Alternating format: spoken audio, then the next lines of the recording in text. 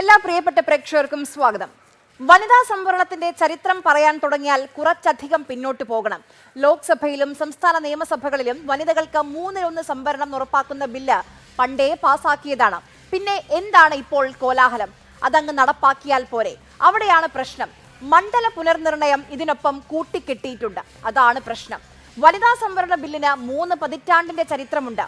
1974 സ്ത്രീകളുടെ സാമൂഹിക അവസ്ഥ പഠിക്കാൻ ഇന്ദിരാഗാന്ധി നിയോഗിച്ചൊരു സമിതി ടുവാർഡ്സ് ഇക്വാലിറ്റി എന്ന തലക്കെട്ടിൽ റിപ്പോർട്ടിൽ വനിതാ പ്രാതിനിധ്യം ഉറപ്പാക്കണമെന്നാണ് നിർദ്ദേശം. 92-ൽ ആദ്യം ദേവഗൌഡ സർക്കാർ, 98-ൽ വാജ്പേയി സർക്കാർ, 2004-ൽ UPA സർക്കാർ എല്ലാവരും പരിശ്രമിച്ചു. 2010-ൽ രണ്ടാം UPA സർക്കാർ രാജ്യസഭയിൽ പാസാക്കിയെടുക്കുകയും ചെയ്തു. പക്ഷേ ലോക്സഭ കണ്ടില്ല. 2029 പൊതു തെരഞ്ഞെടുപ്പാണ് ഇത്തവണ ലക്ഷ്യം. രാജ്യത്ത് 50%-ലധികം വനിതാ വോട്ടർമാരുണ്ട്. വനിതാ സംവരണത്തിന് മണ്ഡല പുനർനിർണയം വേണോ? 543-ൽ 33% സംവരണം കൊടുക്കാൻ എന്താണ് തടസ്സം? ചോദ്യം സംവരണമാണോ സമഗ്രാധിപത്യമാണോ? നമുക്കൊപ്പം സൂപ്പർ പ്രൈം ടൈമിൽ അതിഥികളായി CPM-ൽ നിന്ന് KK ശൈലജ, കോൺഗ്രസിൽ നിന്ന് ഡോക്ടർ സോയ ജോസഫ്, BJP-ൽ നിന്ന് ശ്രീമതി TP സിന്ധുമോൾ, മാധ്യമപ്രവർത്തക അനുപമ വെങ്കടേശ്വരൻ, അഭിഭാഷകയായ ഷാനിബ അലി എന്നിവരാണ്. എല്ലാ പ്രിയപ്പെട്ട അതിഥികൾക്കും സ്വാഗതം. ആദ്യം ശ്രീമതി ടീച്ചറിലേക്കാണ്. ടീച്ചറെ, ഇപ്പോൾ നമ്മൾ ശൈലജ ടീച്ചർ, ഇപ്പോൾ നമ്മൾ ഈ സംസാരിക്കുന്ന സമയത്ത് വോട്ടിനിട്ടു, ഭൂരിപക്ഷമില്ല, 3-ൽ 2 ഭൂരിപക്ഷം കിട്ടിയില്ല, പരാജയപ്പെട്ടു. ഇന്നലെ നരേന്ദ്രമോദി പറഞ്ഞൊരു വാചകം, ഇത് പരാജയപ്പെട്ടാൽ സ്ത്രീകൾ നിങ്ങളോട് ക്ഷമിക്കില്ല എന്നാണ്. ഇതിനെ എതിർത്ത് വോട്ട് ചെയ്യുന്നവരോട്. അങ്ങനെയാണോ സ്ഥിതി? അല്ല, ഇപ്പോൾ സ്ത്രീകൾക്ക് കാര്യങ്ങളെല്ലാം മനസ്സിലാക്കാൻ സാധിക്കുമല്ലോ. യഥാർത്ഥത്തിൽ വനിതാ സംവരണവും സ്ത്രീകളെ മുന്നോട്ട് കൊണ്ടുവരലുമാണ് ഉദ്ദേശിക്കുന്നതെങ്കിൽ 2023-ൽ പാസാക്കിയ വനിതാ സംവരണ ബിൽ അത് 2024-ലെ തെരഞ്ഞെടുപ്പിൽ തന്നെ പ്രാബല്യത്തിൽ വരേണ്ടതായിരുന്നു. 543 അംഗ ലോക്സഭയിൽ സംവരണം കൊണ്ടുവന്നാൽ ഇന്നത്തെ ലോക്സഭയിൽ എത്രയോ കൂടുതൽ സ്ത്രീകൾ അംഗങ്ങളായിട്ട് ഉണ്ടാകുമായിരുന്നു എന്നതാണ് വസ്തുത. അപ്പം അങ്ങനെ ചെയ്യാതിരുന്നപ്പോൾ തന്നെ അതൊരു വലിയ സംശയത്തിനിടയാക്കിയിരുന്നു. യഥാർത്ഥത്തിൽ വനിതാ സംവരണമല്ല, വനിതാ സംവരണത്തിൻ്റെ മറവിൽ ഈ കോൺസ്റ്റിറ്റ്യുവൻസി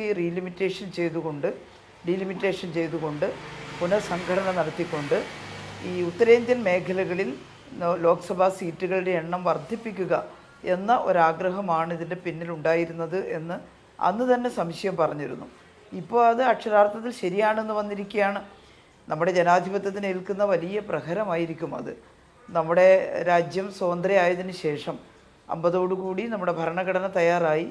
ആ ഭരണഘടനക്കകത്ത് വളരെ വ്യക്തമായിട്ട് സൂചിപ്പിച്ചിട്ടുണ്ട്, നാനാ പ്രദേശങ്ങൾക്കും ഒരേ അധികാരമായിരിക്കും, അതുപോലെ ലിംഗഭേദമില്ലാതെ എല്ലാ മനുഷ്യർക്കും സമത്വമായിരിക്കും എന്ന് നമ്മൾ പറഞ്ഞിട്ടുണ്ട്. ജനാധിപത്യത്തിൻ്റെ ഏറ്റവും വലിയ അടിത്തറ എല്ലാ പ്രദേശങ്ങൾക്കും എല്ലാ സംസ്ഥാനങ്ങൾക്കും ഒരേപോലെ അവകാശങ്ങളും പരിഗണനയും നൽകുക എന്നതാണ്. സ്വാതന്ത്ര്യത്തിന് മുമ്പ് നാട്ടുരാജ്യങ്ങളായിരുന്നല്ലോ ഓരോന്നും. പിന്നീട് നമ്മൾ ജനാധിപത്യ ഭരണഘടനയ്ക്ക് അനുസൃതമായി ലിംഗ്വിസ്റ്റിക് സ്റ്റേറ്റുകൾ രൂപീകരിച്ചതാണ്. ആ സ്റ്റേറ്റുകൾക്ക് ഓരോന്നിനും തക്കതായിട്ടുള്ള പരിഗണന, അർഹമായിട്ടുള്ള പരിഗണന കൊടുത്തില്ല എങ്കിൽ അവ ഇന്ത്യൻ യൂണിയനോട് ചേർന്ന് നിൽക്കുന്ന ഇന്നത്തെ അവസ്ഥയ്ക്ക് വലിയ പോറലേൽക്കും.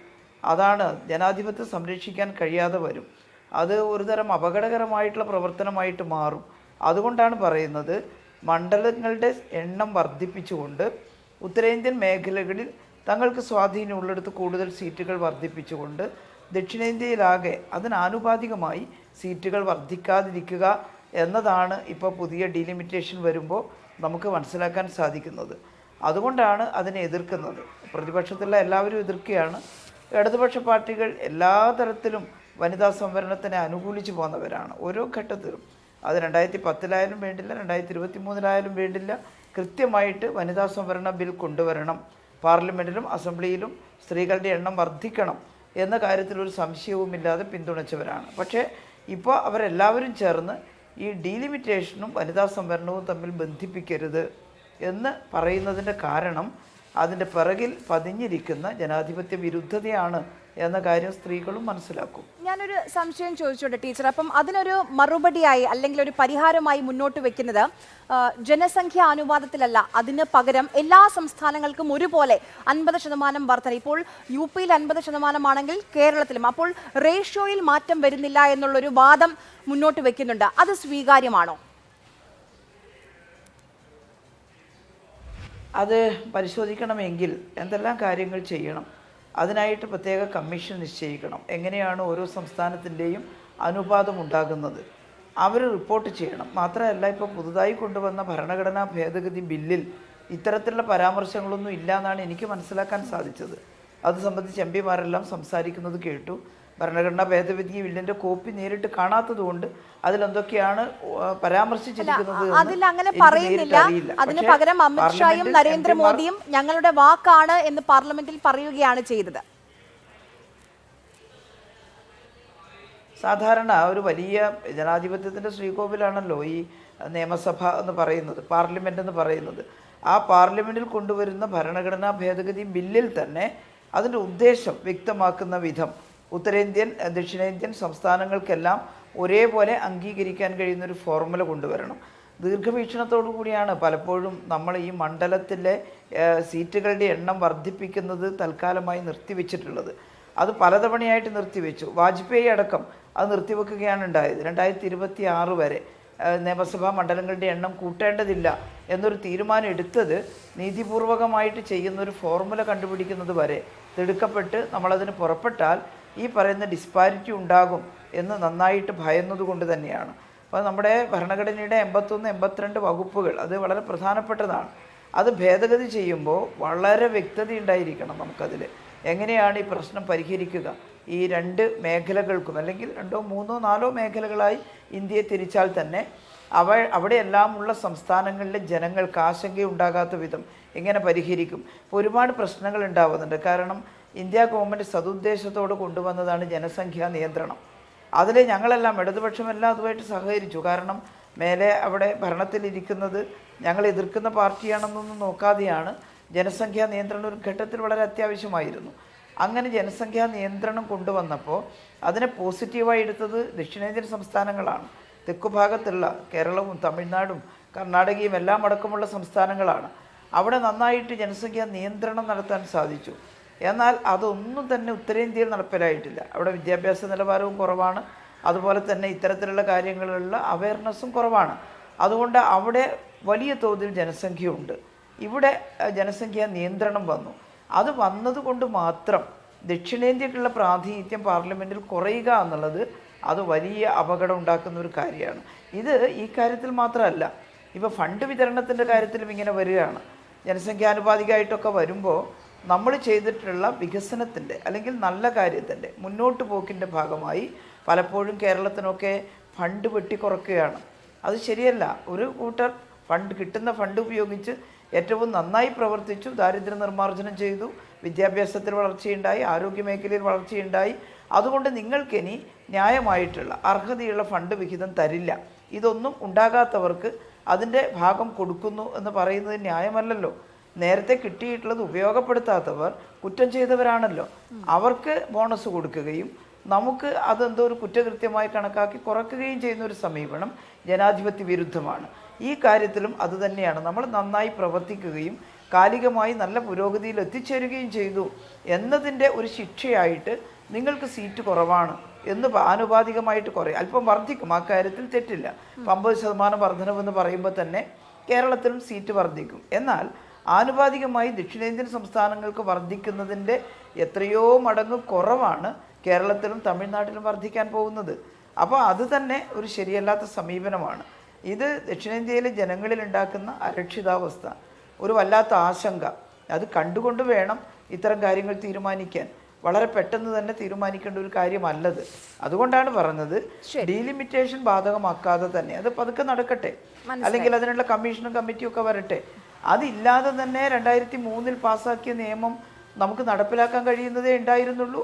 ഇനിയും നടപ്പിലാക്കാം. 2029 കമ്മീഷന്റെ എല്ലാം പഠനം.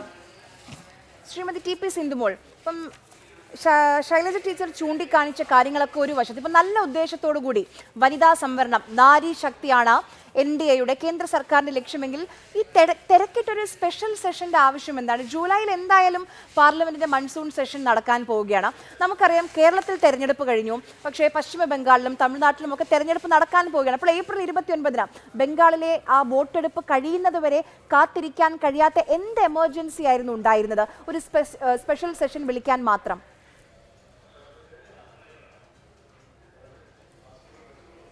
ആര്യ, ഇന്ത്യയുടെ ചരിത്രം പരിശോധിച്ചു കഴിഞ്ഞാൽ ഇന്ത്യയിൽ ഏത് കാലഘട്ടത്തിലാണ് തെരഞ്ഞെടുപ്പ് ഇല്ലാത്ത ഒരു സമയമുണ്ടായിട്ടുള്ളത്? നമ്മളിവിടെ പാർലമെൻറ്റിൽ ബില്ല് അവതരിപ്പിക്കുന്നതും പാസ്സാക്കുന്നതുമൊക്കെ ഒരു തെരഞ്ഞെടുപ്പിനെ മുന്നിൽ കണ്ടാണെന്നുള്ള ഒരു നരേറ്റീവ് ഇവിടെ ഇടതുപക്ഷ പാർട്ടികളും അതോടൊപ്പം തന്നെ കോൺഗ്രസും ഇവർ അവതരിപ്പിക്കാൻ തുടങ്ങിയിട്ട് കാലങ്ങളായി. ഒന്ന് ചരിത്രം പരിശോധിക്കൂ. ഏത് കാലഘട്ടത്തിലാണ് നമ്മൾക്ക് എപ്പോഴും തെരഞ്ഞെടുപ്പുകൾ ഒരു മാസം 2 മാസം ഗ്യാപ്പിലൊക്കെ ഇന്ത്യ മഹാരാജ്യത്ത് സംസ്ഥാന നിയമസഭാ തെരഞ്ഞെടുപ്പുകൾ 5 വർഷം കൂടുമ്പോഴുള്ള അല്ലാതുള്ള തെരഞ്ഞെടുപ്പുകളൊക്കെ നടന്നുകൊണ്ടിരിക്കുക. അതിനൊരു വിരാമം എന്ന് പറയുന്നത് നമ്മുടെ ജനാധിപത്യ രാജ്യത്തുണ്ടായിട്ടില്ല. അത് അങ്ങനെ പോയിക്കൊണ്ടിരിക്കുന്ന ഒരു സംഗതിയാണ്. അപ്പം ഈ വരുന്ന തെരഞ്ഞെടുപ്പ് കണ്ടുകൊണ്ടാണ് ഇങ്ങനെ ഒരു സ്പെഷ്യൽ സെഷൻ വെച്ചതെന്ന് പറയുന്നത് തന്നെ അനൗചിത്യമാണ്. ഇപ്പം ഇവിടെ എന്താണ് എല്ലാവരും കൂടി സഹകരിക്കേണ്ടിയിരുന്നത്? ഇപ്പോൾ ഇവിടെ ശ്രീമതി ടീച്ചർ സംസാരിച്ചു. ഞാൻ ചോദിക്കട്ടെ, ആത്മാർത്ഥമായിട്ട് ആണ് ടീച്ചർ സംസാരിച്ചതെന്ന് ഞാൻ വിചാരിക്കുന്നില്ല. ടീച്ചർ ഒരു ഇടതുപക്ഷ സഹയാത്രികയാണെങ്കിലും ഒരു വനിതാ നേതാവ് എന്നുള്ള രീതിയിൽ ഇവിടെ ഇരിക്കുന്ന പാനലിസ്റ്റുകളെല്ലാം ആഗ്രഹിക്കുന്നതാണ് ഒരു 33% സംവരണം, വിമൻ റിസർവേഷൻ ബിൽ അല്ലെങ്കിൽ ഈ നാരി ശക്തി വന്ദൻ അധിനിയം പാസ്സാകണം, നടപ്പിലാകണം എന്നുള്ളത്. മറ്റു ചില പരാമർശങ്ങൾ പാസ്സായതാണ്, അതിന് ഒപ്പം നിന്നു, 1-2 പേരൊഴിച്ച് ബാക്കി പ്രതിപക്ഷം മുഴുവൻ കൂടെ നിന്നു. അത് ഇപ്പോഴും നടപ്പാക്കാൻ അവർ തയ്യാറാണ്. അവർ ചോദിക്കുന്നത് നിലവിലുള്ള 543 എന്തുകൊണ്ടാണ് ഈ വനിതാ സംവരണം നടപ്പിലാക്കാൻ കഴിയാത്തത് കേന്ദ്ര സർക്കാരിന്? എന്തിനാണ് ഇതിന്റെ കൂടെ മണ്ഡല പുനർനിർണ്ണയം കൂടി കൂട്ടിച്ചേർക്കുന്നത്? അവിടെയാണ് പ്രശ്നം. 543 നിങ്ങൾ 33% വനിതാ സംവരണം ആക്കിക്കൊള്ളൂ, അതിനെ ആരും എതിർക്കുന്നില്ല. അല്ല ആര്യ, ഇതിനു മുമ്പുള്ള ചർച്ചകൾ പരിശോധിക്കൂ. 2023 ഈ ബില്ല് പാസ്സായപ്പോൾ അതിനെ സംബന്ധിച്ച് വന്ന ചർച്ചകളിൽ ഇതുപോലെയുള്ള ആളുകളെല്ലാം പറഞ്ഞത് എന്തുകൊണ്ട് ഡീലിമിറ്റേഷൻ നടത്തുന്നതിന് മുമ്പ് ഇത്തരം ഒരു നിയമം കൊണ്ടുവരുന്നു എന്ന് ചോദിച്ചവരാണ്. പഴയ ചർച്ചകളിലേക്ക് പോകൂ, ഞാനും ഉണ്ടായിരുന്നു ആ ചർച്ചകളിലൊക്കെ. ഡീലിമിറ്റേഷൻ നടത്തിയിട്ടില്ല, എന്തിനാണ് ധൃതിപ്പെട്ട് ഇത്തരം ഒരു ബില്ല് കൊണ്ടുവരുന്നത് എന്ന് അന്ന് ചോദ്യം ചെയ്തു. അങ്ങനെ ഇന്നിപ്പോൾ ഡീലിമിറ്റേഷൻ കൊണ്ടുവരാൻ ശ്രമിക്കുമ്പോൾ അതിനെ എതിർക്കുകയാണ്. അതാണ് പറഞ്ഞത്, വ്യക്തതയില്ലാത്ത എതിർപ്പുകളാണ് ഈ കൊണ്ടുവരുന്നത്. നോക്കൂ, 84th ഭരണഘടനയുടെ 84ാം ഭേദഗതി പ്രകാരം നമ്മൾക്ക് 2-3 തവണ ഇവിടെ നമ്മളുടെ ഡീലിമിറ്റേഷൻ ഫ്രീസ് ചെയ്തിട്ടുണ്ട്. 2026 വരെയാണ് അതിൻ്റെ കാലാവധി. അതായത് ഈ വർഷം ഡീലിമിറ്റേഷൻ ഫ്രീസ് ചെയ്ത് അതിൻ്റെ കാലാവധി കഴിയുകയാണ്. 2027 ഡീലിമിറ്റേഷൻ നടക്കണമെന്ന് പറയുന്നത് ഇവിടെ എന്ത് ലോജിക്കിന്റെ അടിസ്ഥാനത്തിലാണ് പറയുന്നത്? ഇവിടെ കേന്ദ്ര ആഭ്യന്തര വകുപ്പ് മന്ത്രി പറഞ്ഞു, ശ്രീ അമിത്ഷാജി പറഞ്ഞു 50% വർധനവ് എല്ലാ സംസ്ഥാനങ്ങളും ഈക്വലായിട്ട് കണ്ടുകൊണ്ട് അത്തരത്തിൽ നടപ്പിലാക്കാം. അദ്ദേഹം ഒരു ഉപാധി മുന്നോട്ട് വെച്ചു, ഇല്ലേ? 50% എന്ന് പറയുമ്പോൾ നമ്മുടെ കേരളത്തിൽ അത് 30 സീറ്റായിട്ട് വർദ്ധിക്കുന്നു. പക്ഷെ ഇവിടെ ജനസംഖ്യാ അനുപാതം എന്ന് പറയുമ്പോൾ നമ്മൾ ശ്രദ്ധിക്കേണ്ട കാര്യമുണ്ട്. സൗത്ത് ഇന്ത്യയിലെ ശ്രീമതി TP സിന്ധുപോൾ, ഞാൻ ഒരു കാര്യം സൂചിപ്പിച്ചു. താങ്കൾ പറഞ്ഞല്ലോ 50% എല്ലാ സംസ്ഥാനങ്ങൾക്കും ഒരേപോലെ അനുപാതം കൂട്ടുകയാണ്. ഇപ്പോൾ കേരളത്തിൽ 20 അത് 30 ആകുമെന്ന് വിചാരിക്കും. പക്ഷേ ഇപ്പോൾ ഉത്തർപ്രദേശിൽ ഏറ്റവും കൂടുതൽ സീറ്റുകളുള്ള ഉത്തർപ്രദേശിൽ ഇപ്പോൾ 80 അത് 120 ആകും. അപ്പോൾ 20 നിന്ന് 80 ആകുമ്പോൾ വ്യത്യാസം കേരളവും UPയും തമ്മിലുള്ള വ്യത്യാസം 60 പക്ഷേ ഈ ശതമാനം മാറി 50% കൂട്ടുമ്പോഴും 30ഉം 120 ആകുമ്പം വ്യത്യാസം 90 ഒരു ഭാഗത്ത് 60 വ്യത്യാസം വരുമ്പോൾ 90 വ്യത്യാസം. അത് റേഷ്യോയിൽ ശരിയായാൽ പോലെ ഈ അബ്സല്യൂട്ട് നമ്പേഴ്സിലേക്ക് വരുമ്പോൾ അവിടെ വ്യത്യാസമുണ്ട്. 30 സീറ്റിന്റെ വ്യത്യാസം വരികയാണ്. അല്ല ആര്യ, ഇതെങ്ങനെ എന്ത് ലോജിക്കിന്റെ അടിസ്ഥാനത്തിലാണ് ഇത് കമ്പയർ ചെയ്യുന്നത്? നമ്മുടെ സൗത്ത് ഇന്ത്യൻ സംസ്ഥാനങ്ങളായിട്ടുള്ള നമ്മുടെ 5 സംസ്ഥാനങ്ങളെ എടുത്താൽ ഏതാണ്ട് 27 കോടിയാണ് ജനസംഖ്യ. UP മാത്രം ഏതാണ്ട് 28 കോടി ജനസംഖ്യയുണ്ട്. ഇവിടെ ശ്രീമതി ടീച്ചർ പറഞ്ഞു ജനസംഖ്യാ നിയന്ത്രണമൊക്കെ നമ്മൾ നന്നായി ചെയ്തു, ശരിയാണ്. സൗത്ത് ഇന്ത്യൻ സംസ്ഥാനങ്ങളൊക്കെ അത് പാലിച്ച് മുന്നോട്ട് പോയിട്ടുണ്ട്. പക്ഷേ ഈ ജനസംഖ്യാ നിയന്ത്രണം വന്ന കാലഘട്ടത്തിൽ ആരായിരുന്നു ഇന്ത്യ മഹാരാജ്യം ഭരിച്ചിരുന്നത്? ആരുടെ വീഴ്ചയാണ് മറ്റു സംസ്ഥാനങ്ങളിൽ ആ ജനസംഖ്യാ നിയന്ത്രണം പ്രാബല്യത്തിൽ കൊണ്ടുവരാൻ തയ്യാറാകാതെ പോയത്, അല്ലെങ്കിൽ നടപ്പിലാക്കാൻ പറ്റാതെ പോയത്? നരേന്ദ്രമോദി സർക്കാരിൻ്റെയാണോ അല്ലെങ്കിൽ BJP സർക്കാരിൻ്റെ വീഴ്ചയാണോ? ഇപ്പം നിലവിൽ ഇപ്പോൾ എന്താണ് അവസ്ഥ? ഇപ്പം നോക്കൂ, നമ്മുടെ GCC കൺട്രീസ്, ശ്രീലങ്ക, പാകിസ്ഥാൻ, അഫ്ഗാനിസ്ഥാൻ, ഈ രാജ്യങ്ങളെല്ലാം കൂടി എടുത്താലും, ഇവിടുത്തെ പോപ്പുലേഷൻ എല്ലാം കൂടി എടുത്താലും UPയുടെ പോപ്പുലേഷനിലേക്ക് എത്തുന്നില്ല. അത്രയും വലിയ ഒരു സംസ്ഥാനമാണ് UP. പിന്നെ ഇവരെല്ലാം പറയുന്നത് വടക്കേ ഇന്ത്യ, എല്ലാം കൂട്ടിച്ചേർത്തൊരു വടക്കേ ഇന്ത്യ എന്ന് പറയുകയാണ്. ഇവിടെ വടക്കേ ഇന്ത്യയും തെക്കേ ഇന്ത്യയും മാത്രമല്ല, നമ്മുടെ 7 സിസ്റ്റേഴ്സ് എന്ന് പറയുന്ന വടക്ക് കിഴക്കൻ സംസ്ഥാനങ്ങളുണ്ട്. അവിടെ ഏതാണ്ട് 4.8 സംസ്ഥാനങ്ങൾ ചേർന്ന് ഏതാണ്ട് 4.5 കോടിയെ ജനസംഖ്യയുള്ളൂ. കേരളത്തിൽ ഏതാണ്ട് 3.5 കോടി, 3.5 കോടിയിലധികം ജനങ്ങളുണ്ട്. വലിയ വ്യത്യാസമൊന്നുമില്ല. അവിടെ 8 സംസ്ഥാനങ്ങൾ ചേർന്ന് 4.5 കോടിയേ ഉള്ളൂ. അതുപോലെ തന്നെ കിഴക്കേ ഇന്ത്യ എന്ന് പറയുന്ന ഭാഗമുണ്ട്, പടിഞ്ഞാറേ ഇന്ത്യ ഉണ്ട്. 5 ഭാഗങ്ങളായിട്ടാണ് ഇന്ത്യ മഹാരാജ്യം കിടക്കുന്നത്. ഇവരിത് കൂട്ടിച്ചേർത്തൊരു നരേറ്റീവ് ഉണ്ടാക്കുന്നത് വടക്കേ ഇന്ത്യ. വടക്കേ ഇന്ത്യ എന്നിവർ സൂചിപ്പിക്കുമ്പോൾ അതിലാകെ മഹാരാഷ്ട്രയും മധ്യപ്രദേശും അതുപോലെ ഗുജറാത്തും 3-4 സംസ്ഥാനങ്ങളെ വരുന്നുള്ളൂ. UP ഉൾപ്പെടെ 3-4 സംസ്ഥാനങ്ങളിലെ നമ്പേഴ്സ് മാത്രം മതി പാർലമെന്റിൽ ഒരു കാര്യം നിങ്ങൾക്ക് സാധിച്ചെടുക്കാൻ. ഭരിക്കുന്നത് ആരാണോ, ഭരണകക്ഷിക്ക് സാധിച്ചെടുക്കാൻ എന്നുള്ളതാണ്, അവിടെയാണ് പ്രശ്നം. ഞാൻ താങ്കളിലേക്ക് മടങ്ങി വരാം. അപ്പം ശ്രീമതി സോയ ജോസഫ്, ഇപ്പം സിന്ധുമോൾ പറഞ്ഞൊരു കാര്യമുണ്ട്, എത്ര കാലം ഈ മണ്ഡല പുനർനിർണയം വേണ്ട എന്ന് പറഞ്ഞ് മുന്നോട്ട് പോകാൻ കഴിയും? അത് കോൺസ്റ്റിറ്റ്യൂഷൻ വിഭാവനം ചെയ്തിട്ടുള്ളതാണ്. ശരിയാണ്, പല കാലയളവിൽ ഒരു തവണ ഇന്ദിരാഗാന്ധിയും അത് കഴിഞ്ഞ വാജ്പേയിയും ഒക്കെ നിർത്തിവെച്ചു. അന്ന് അതിന് കാരണങ്ങൾ ഉണ്ടായിരുന്നു. ഇനി മണ്ഡല പുനർനിർണയം വേണ്ട എന്ന് പറയുന്നതിൽ എന്തെങ്കിലും അർത്ഥമുണ്ടോ? അതല്ലെങ്കിൽ കോൺഗ്രസ്, പ്രതിപക്ഷം എന്താണ് പ്രപ്പോസ് ചെയ്യുന്ന കാര്യം എന്താണ്? അല്ല, മണ്ഡല പുനർനിർണയം അല്ലല്ലോ ഇപ്പൊ പ്രധാനപ്പെട്ട ചർച്ചയായിട്ട് വരുന്നത്. നമ്മൾ മണ്ഡല പുനർനിർണയത്തെ പറ്റിയല്ല ചർച്ച ചെയ്യുന്നത്, നമ്മൾ വനിതാ സംവരണത്തെ പറ്റിയാണ് ചർച്ച ചെയ്യുന്നത്. ഇത് രണ്ടും കൂടി കൂട്ടിക്കുഴച്ച്, ഇപ്പൊ നേരത്തെ BJPയുടെ പ്രതിനിധി തന്നെ പറയുകയുണ്ടായി, ഇവിടെ ഇരിക്കുന്ന പാനലിലുള്ള എല്ലാ സ്ത്രീകൾക്കും ഇതൊരു നിരാശയാണ്, അവരൊന്നും ആത്മാർത്ഥതയില്ലാതെയാണ് സംസാരിക്കുന്നതെന്ന് അവർ പറയുകയുണ്ടായി. പക്ഷേ നമ്മൾ ഒരൊറ്റ കാര്യം മനസ്സിലാക്കണം, ഈ രാജ്യത്തിനകത്ത് ഈ ബില്ല് നടപ്പിലാക്കാൻ യാതൊരു ആത്മാർത്ഥതയുമില്ലാത്ത കൂട്ടർ ഈ നാട്ടിലെ ഭരണപക്ഷമാണ് എന്ന് തെളിയിച്ച ദിവസം കൂടിയാണിത്. ഇത് പറഞ്ഞത് 2023 ഈ ബില്ല് വിമൻ റിസർവേഷൻ എന്ന് പറയുന്ന ബില്ല് പാസ്സായതാണ്. അത് കോൺഗ്രസ് ഉൾപ്പെടെ CPM ഉൾപ്പെടെ എല്ലാ പ്രതിപക്ഷ കക്ഷികൾ ഉൾപ്പെടെ ചില പാർട്ടികൾ നേരത്തെ പറഞ്ഞതുപോലെ OBC റിസർവേഷനുമായൊക്കെ ബന്ധപ്പെട്ട് ചില തർക്കങ്ങൾ ഉണ്ടായിരുന്നു എന്നുള്ളത് ഒഴിച്ചു കഴിഞ്ഞാൽ എല്ലാവരും അംഗീകരിച്ചിട്ടുള്ള ഒരു ബില്ലായിരുന്നു ഇത്. എന്തുകൊണ്ടാണ് വിമൻ റിസർവേഷനെ പറ്റി പറയുമ്പോൾ ഇത്ര ആത്മാർത്ഥതയുള്ള കൂട്ടർ? ആദ്യം തന്നെ പറയട്ടെ, ഈ BJPക്ക് ഇതിൽ ആത്മാർത്ഥത ഉണ്ടായിരുന്നെങ്കിൽ എന്തിനാണ് ഇതൊരു കണ്ടീഷണൽ ബില്ലാക്കി അവതരിപ്പിച്ചത്? കണ്ടീഷണൽ ആകുമ്പോൾ തന്നെ നിങ്ങൾ ഇത് നടപ്പിലാക്കണമെങ്കിൽ അങ്ങനെയൊക്കെ ചെയ്യണം എന്ന് പറഞ്ഞു വെക്കുന്ന കണ്ടീഷൻ വെക്കുമ്പോൾ തന്നെ ഇത് ഇരട്ടത്താപ്പാണ് എന്ന് പറഞ്ഞു വെക്കേണ്ട കൃത്യമായിട്ടുള്ള ധാരണയിലേക്ക് ഈ കാര്യങ്ങൾ പോയി. പിന്നീടും നമ്മൾ വിചാരിപ്പുറത്തേക്ക് ഇത് നടപ്പിലാക്കാനായിരുന്നെങ്കിൽ 2024 നടപ്പിലാക്കി കൂടെ എന്ന് ചോദിച്ചു. ഇപ്പൊ നേരത്തെ അവർ പറയുന്നുണ്ടായിരുന്നു, പിന്നെ നമുക്ക് തെരഞ്ഞെടുപ്പുകൾ ഇല്ലാത്ത സമയമില്ല, ഇലക്ഷൻ ഇല്ലാത്ത സമയമില്ല എന്നൊക്കെ പറഞ്ഞു. എന്തുകൊണ്ട് 2024 നടപ്പിലാക്കി കൂടാ? എന്തിനാണ് ഇത് കൂട്ടിക്കുഴച്ച്? ഇത് കൂട്ടിക്കുഴയ്ക്കുന്നതിന്റെ ഉദ്ദേശം തന്നെ ഇതിൽ പ്രതിപക്ഷത്തെ പ്രതിക്കൂട്ടിൽ നിർത്തുക, മറ്റാളുകളെ പ്രതിക്കൂട്ടിൽ നിർത്തുക, ഞങ്ങളാണ് നാരീശക്തിക്ക് വേണ്ടി പ്രയത്നിക്കുന്ന ആളുകൾ എന്ന് പറഞ്ഞുണ്ടാക്കുക. എന്നാൽ ഞങ്ങൾ തന്നെയാണ് യഥാർത്ഥത്തിൽ ഇത് കുഴിച്ചു മൂടാൻ തീരുമാനമെടുത്തിട്ടുള്ളത്. അവർക്കറിയാം, BJPയെ സംബന്ധിച്ച് കൃത്യമായിട്ട് അറിയാം, ഇത് വോട്ടിനിടും, ഇത് വോട്ടിനിട്ടാൽ പാസ്സാകില്ല. ഇതൊക്കെ അറിയാവുന്ന ആളുകളല്ലേ. എന്നിട്ട് എന്തിനാണ് ഇത് വോട്ടിനിടുക? ഇത്ര ആത്മാർത്ഥതയുള്ള ആളുകൾ എന്തുകൊണ്ട് ഒരു ജോയിന്റ് സിറ്റിങ്ങിന് വേണ്ടി, ഒരു JPCക്ക് മുൻപിൽ വെക്കാൻ വേണ്ടി ഇത് തയ്യാറായില്ല? ഒരു ജോയിന്റ് പാർലമെന്റ് കമ്മിറ്റിക്ക് മുമ്പ് എന്തുകൊണ്ട് ചർച്ചയ്ക്ക് വെക്കട്ടെ എന്ന് തീരുമാനിക്കാൻ സർക്കാരിന് പറ്റിയില്ല? അപ്പൊ ഇത് വോട്ടിനിടുമെന്നും പരാജയപ്പെടുമെന്നും ഇത് പരാജയപ്പെടുന്നത് പ്രതിപക്ഷമാണെന്നും വരുത്തി തീർത്ത് അതിന്റെ രാഷ്ട്രീയ ലാഭം കൊയ്യുക എന്നുള്ളത് മാത്രമാണ് ഇവിടെ നടന്നിട്ടുള്ളത്. ഈ നാട്ടിൽ ഞാൻ നേരത്തെ പറഞ്ഞത് വീണ്ടും ആവർത്തിക്കുകയാണ്, BJP ഒഴികെയുള്ള മുഴുവൻ മനുഷ്യർക്കും, മുഴുവൻ രാഷ്ട്രീയ കക്ഷികൾക്കും ഇതിനോട്, അല്ലെങ്കിൽ ഈ ബില്ല് നടപ്പിലാകണമെന്ന് ആഗ്രഹിക്കുന്ന ആളുകളാണ്. ഇപ്പോഴും ഇന്നും സഭയിൽ സംസാരിച്ച മുഴുവൻ പ്രതിപക്ഷ പാർട്ടികളുടെ ലീഡേഴ്സും പറയുകയുണ്ടായി, നിങ്ങൾ ഇപ്പോൾ നടപ്പിലാക്കൂ, നിങ്ങൾ ഈ 543 അംഗങ്ങളെ വെച്ച് നിങ്ങൾ ഇപ്പോൾ നടപ്പിലാക്കൂ. ഇപ്പോൾ 74 അംഗങ്ങളാണുള്ളത്, അത് 181 മാറും. അങ്ങനെ മാറട്ടെ.